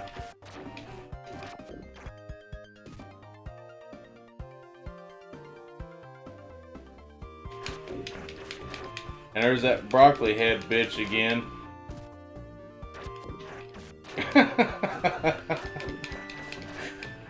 That's some funny shit. Oh! I got lucky on that. I grabbed that one and that one.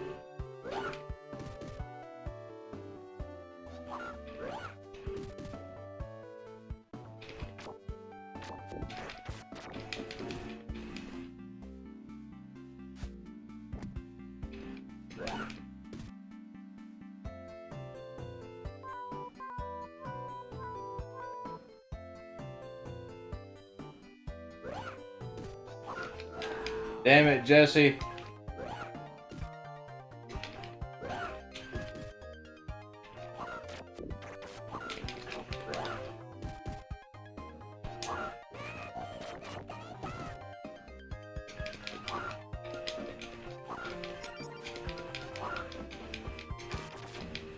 Oh.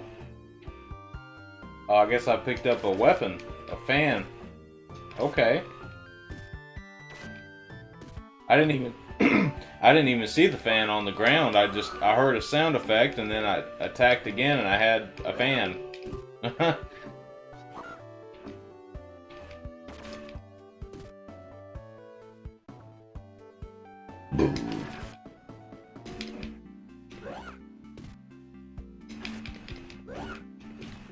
Oh, broccoli head coming back.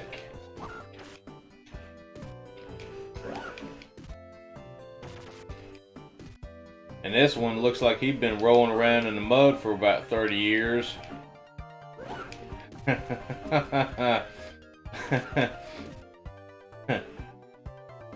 He's got a mask on too. I'd hate to see what his real face looks like. Oh, was that a 1-up? That was cool. It's like a little Sailor Moon doll, like a little chibi doll thing. What is this? Chocolate bars on the wall and candy canes.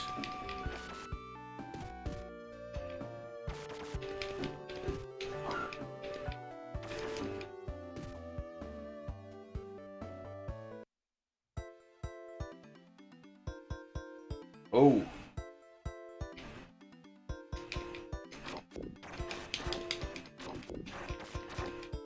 Goddamn, this game is gonna make me hungry now.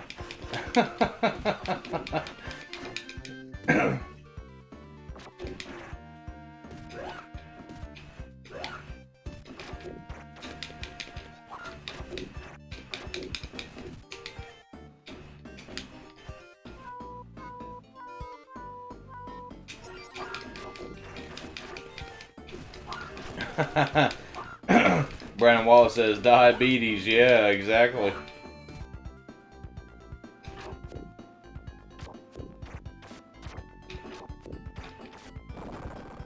Oh, I just knocked the wall of chocolate down.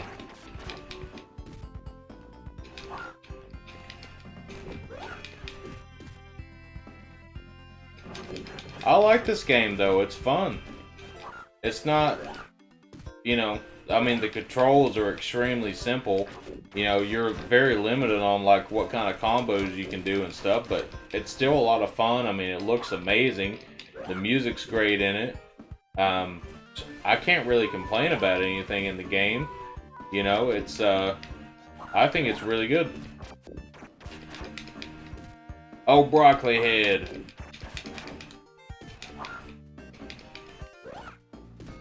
Look like one of them damn, what do they call them things? Let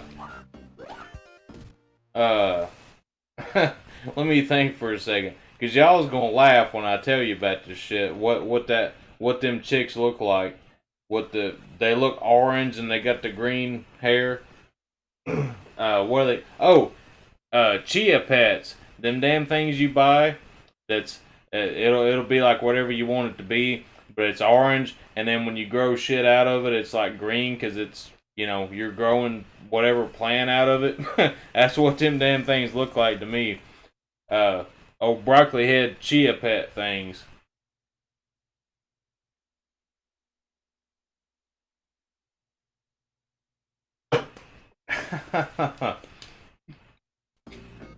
That's probably where they got the idea for it, because them things were pretty popular back in the day around this time.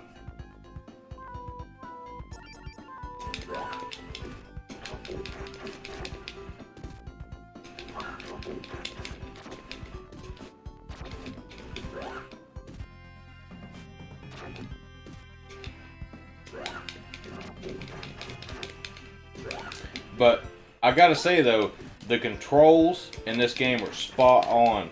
Like, everything feels perfect, you know? I think it's a really well-made game. Oh, there's another old broccoli head, but she's gray. She got a different color swap than the other one.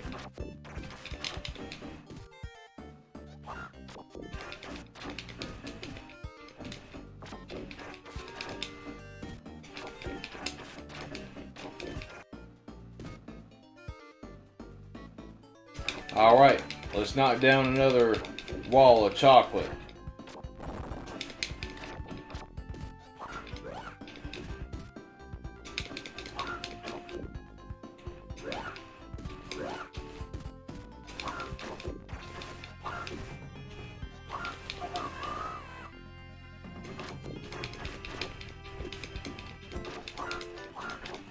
Oh! Oh, I still got... Oh, okay.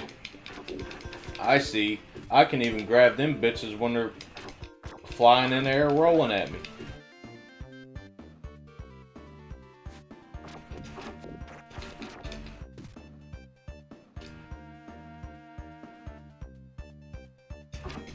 I wonder what the floor is made of. Is that like the sugar wafers? That's what it looks like. Like those strawberry sugar wafer things. I think that's what the floor is.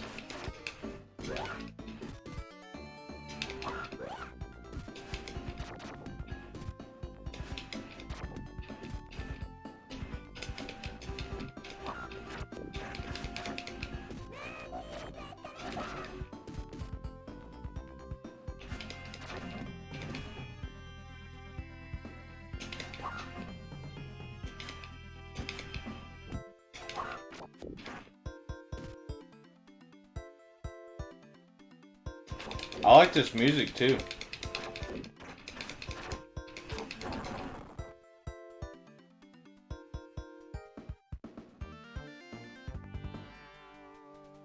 Oh yeah, I think I remember this guy.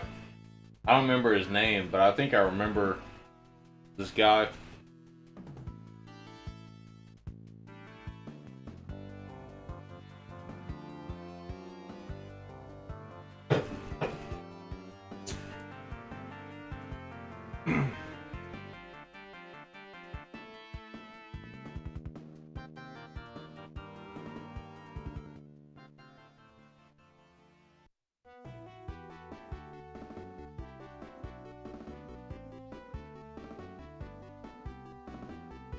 Oh, really?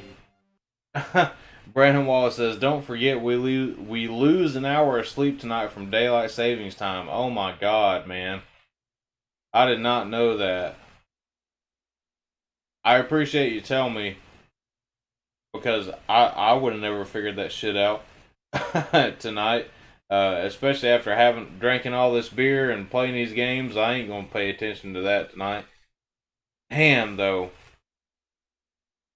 So I was gonna try to end the stream at 1, but it's actually gonna be at 2, and now I'm gonna have an hour less time to do the stuff I was gonna try to do tonight. Ah man. Well, it ain't the end of the world, but damn, losing an hour.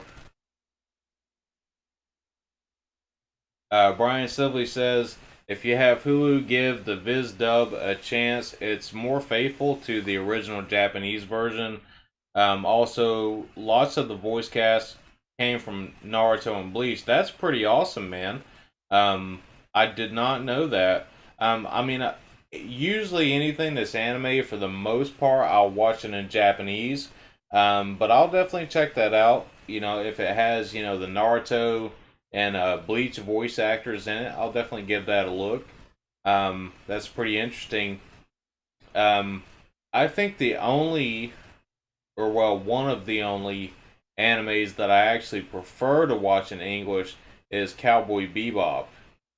Um, Other than that series, I typically watch everything in Japanese. Um, I just caught up on the most recent episode of Yashahime today. It's really good. I'm loving that show so far.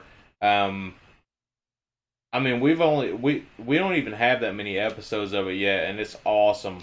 You know, like I'm really loving that show.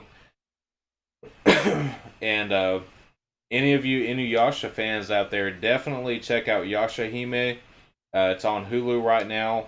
It's a great show, and I think it's gonna live up to everything that Inuyasha was based on what I've seen so far. And who knows, it might even be better than what Inuyasha was because I mean they're off to a fantastic start. I mean it's just starting with fire, you know. I mean it is fire, you know. That show is definitely fire right now. Um, Best anime, best new anime that I've seen in many years. Um, so I can't recommend that one enough if you guys haven't watched it yet. Anybody that's into Inuyasha and watched all the old ones, definitely check out Yashahime on Hulu because there's quite a few episodes on there you can watch right now. They come out like every week. I've been keeping up with that, and I finally caught up on Boruto.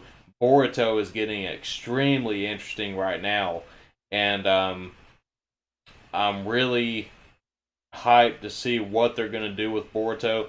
I know a lot of people's had mixed feelings about that, and I've been kind of the same way. I feel like there's a lot of parts of Boruto that have been very anticlimactic, basically. That's the only way I know to describe it, is you'd have a few episodes where it'd just be so badass, you know, like leading up to something, and then when you get to the end of that part of it, it's just like, really? That's all it was, you know? But now, it's getting extremely interesting, and I can't wait to see what they do with Boruto as well. Um, I really can't. Um, I'm I've kept up with Boruto just because of how much I love Naruto, you know, and I want to see the evolution of the story of those characters as well. You know, with the original Naruto characters, you know, before the next generation came into play. I want to see how their story plays out as well.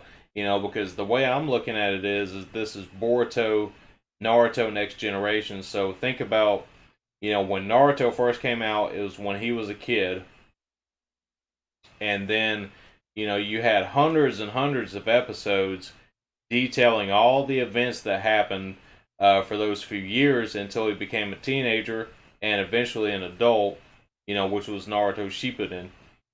Um, then there was the Fourth Great Ninja War. Naruto ends up being the Hokage of the Hidden Leaf Village, which we already knew was going to happen from the beginning, and there was so much foreshadowing with that.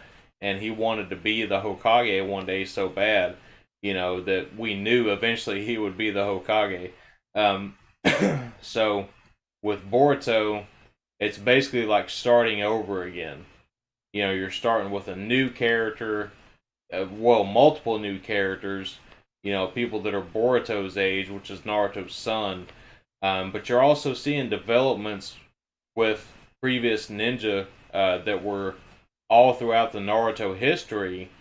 Um, you're seeing new things about them, new stories with them, things that they're doing, and things, missions they're on, things they're going through, things they're doing in the background of what is actually happening in Boruto. So it's very interesting to see what they're doing with this. The character that they're showing now, for anybody that watches it, this is something that was foreshadowed in the very first episodes of Boruto, not in the show itself, but in the intro. And this character is now finally manifesting himself in the show after like almost 160 episodes. And so you could tell by seeing the intro of Boruto, uh, they kept that same intro for at least the first 10 episodes. I know that. So if you watch the earlier ones, you'll see it. But you can kind of tell by watching it that, you know that they're going to be like, that's going to be way down the road. Even in the beginning, when you're watching it, you can kind of just tell that it's going to be way down the road before you see that part. So now we're about 160 episodes in. This character's finally manifesting himself. And the story arc that is going on right now is pretty fucking amazing. I mean, any fans of Naruto, you know how big the Akatsuki were to the Naruto series. Well, now we pretty much have, it's not the Akatsuki, but it's basically another group like the Akatsuki, but a lot bigger, that are coming into play now in Boruto. And there's just a lot of stuff going on that they're finally starting to uncover and unveil with what's going to happen with the series. So I'm really excited for it. I hope I won't be disappointed later. And, I just kind of wanted to talk about that for a minute, talk about some anime stuff. That's what I've been watching lately is Yashahime and Boruto. So I've been keeping up with those.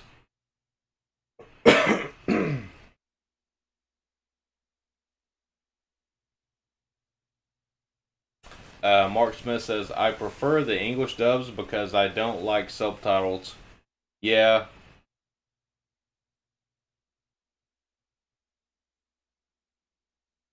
Brian Sibley says, Luna is Michelle Ruff. Mark Smith says, I've never watched Sailor Moon before. I have nothing against it. I've just never seen it before. I've known about it since the 90s.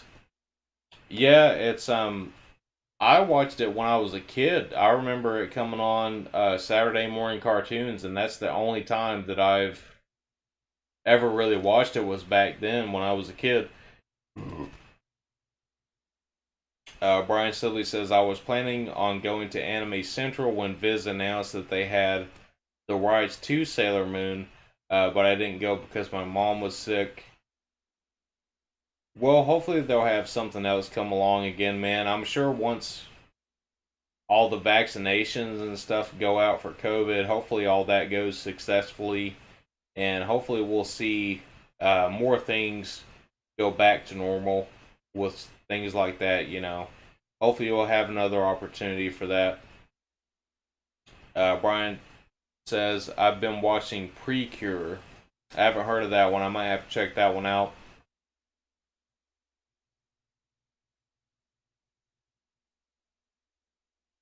Brian Sibley says that was in 2014. Oh, yeah.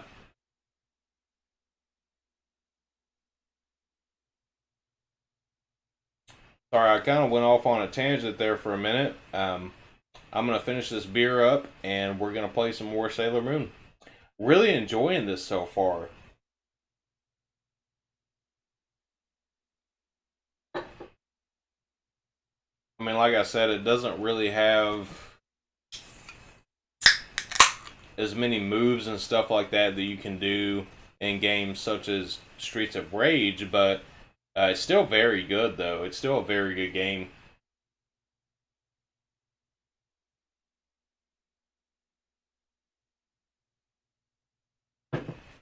You know, I've always wanted to go to, you know, a Comic-Con or something like that, or like an anime convention or a game convention. I've never actually been able to go to any of that stuff, so when things start going back to normal, if I can possibly do that, I'd love to be able to uh, do some of that stuff in the future.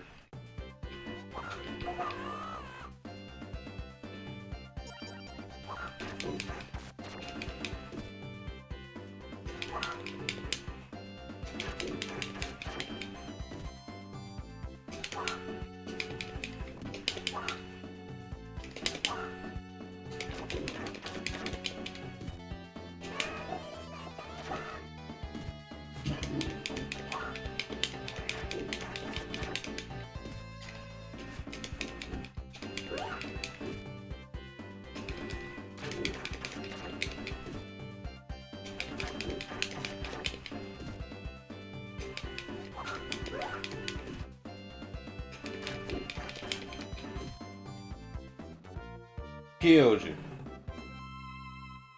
Super Boo's back. Brian says, in fact, it was thanks to Viz getting Sailor Moon that I began uploading to YouTube.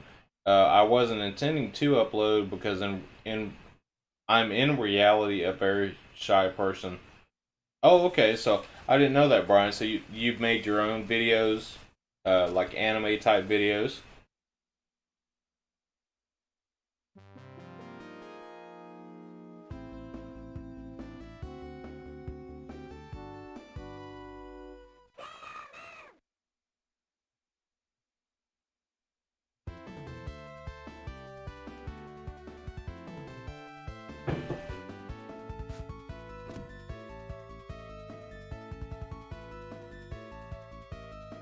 Were we on a train or something? Semi truck? Yeah, it's a semi truck, I guess. I guess that's what it is. Yeah, semi truck.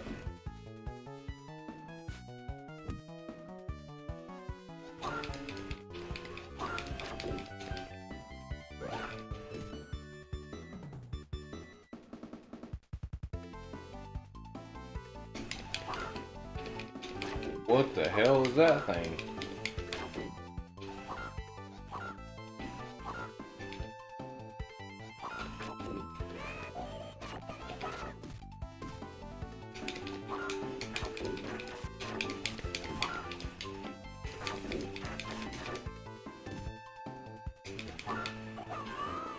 What the fuck? He didn't even hit me. He didn't even hit me at all. But somehow I died.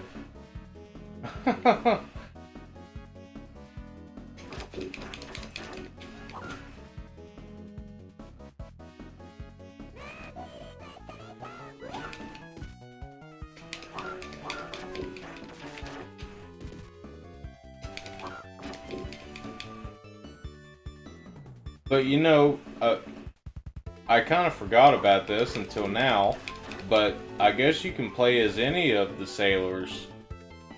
So I mean, I would imagine there's probably a lot of replayability with this game, but I don't think it's a perfect game, but I think it's very good.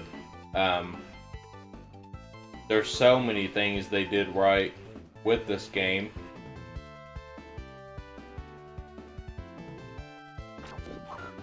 Oh. Continue. It's starting me off at the beginning, I believe. Yeah. Brian Sibley says, mainly unboxings. Okay, cool, man.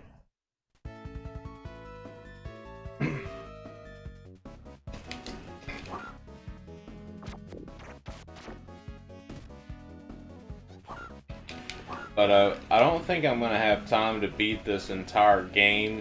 I'll probably go for a little bit longer. I might try to get at least past this level. And then I'll probably have to end the stream. I didn't remember about the daylight savings time thing. And so that kind of gives me a lot less time than what I thought I had tonight. But that's okay, it's only for one night, and then we'll forget all about daylight savings time again for a long time.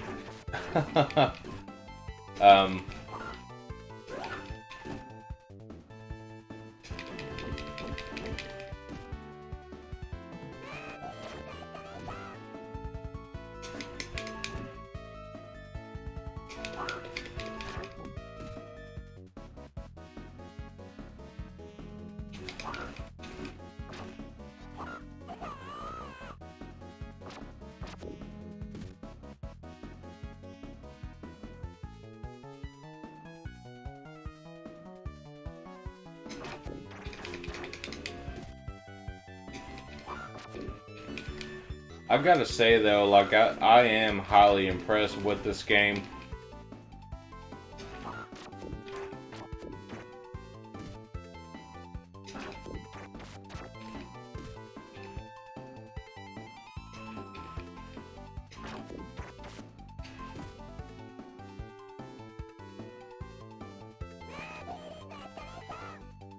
I didn't mean to use that.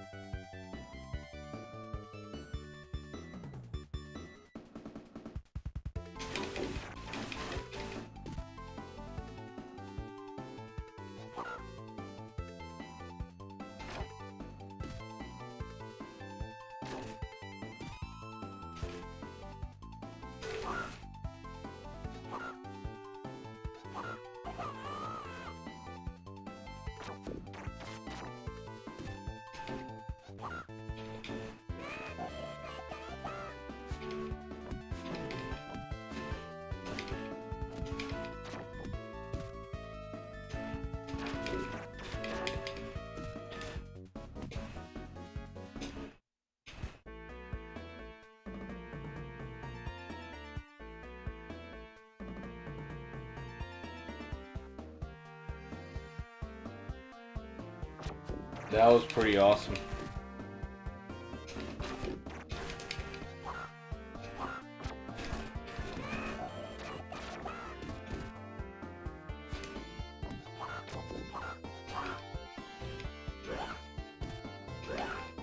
Oh, broccoli head. Oh, chia pet.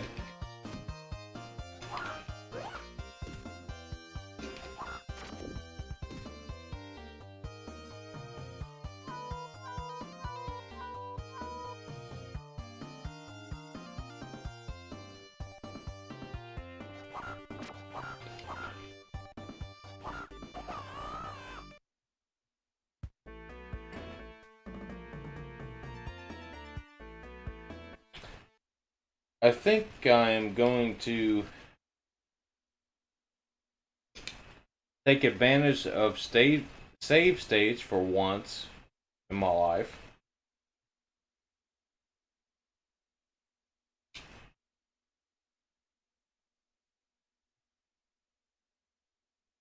Oh well.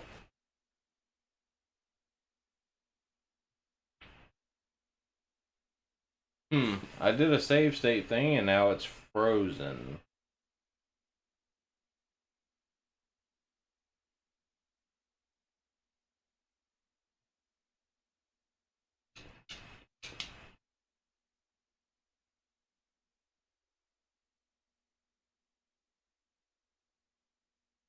Hmm.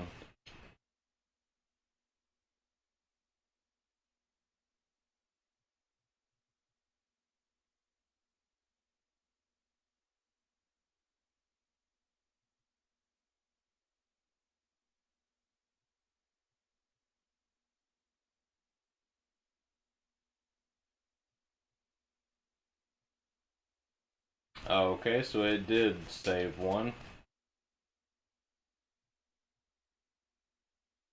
Alright, so it did save it. Okay. Awesome. Well, guys, I think I'm going to go ahead and end it here because it is getting pretty late. And I know that Saramaru is streaming, and I do want to catch his stream as well. Um, but honestly, I am thoroughly impressed with the Mega Everdrive Pro.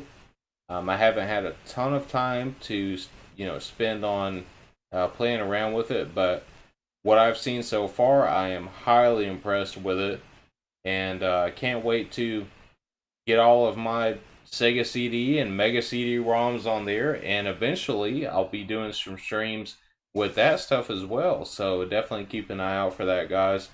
I will be back on Monday night with Cyber Shadow Part 6, I believe it is. I think it's Part 6 of Cyber Shadow. But thank you all for coming out. I hope you all had a good time watching the stream.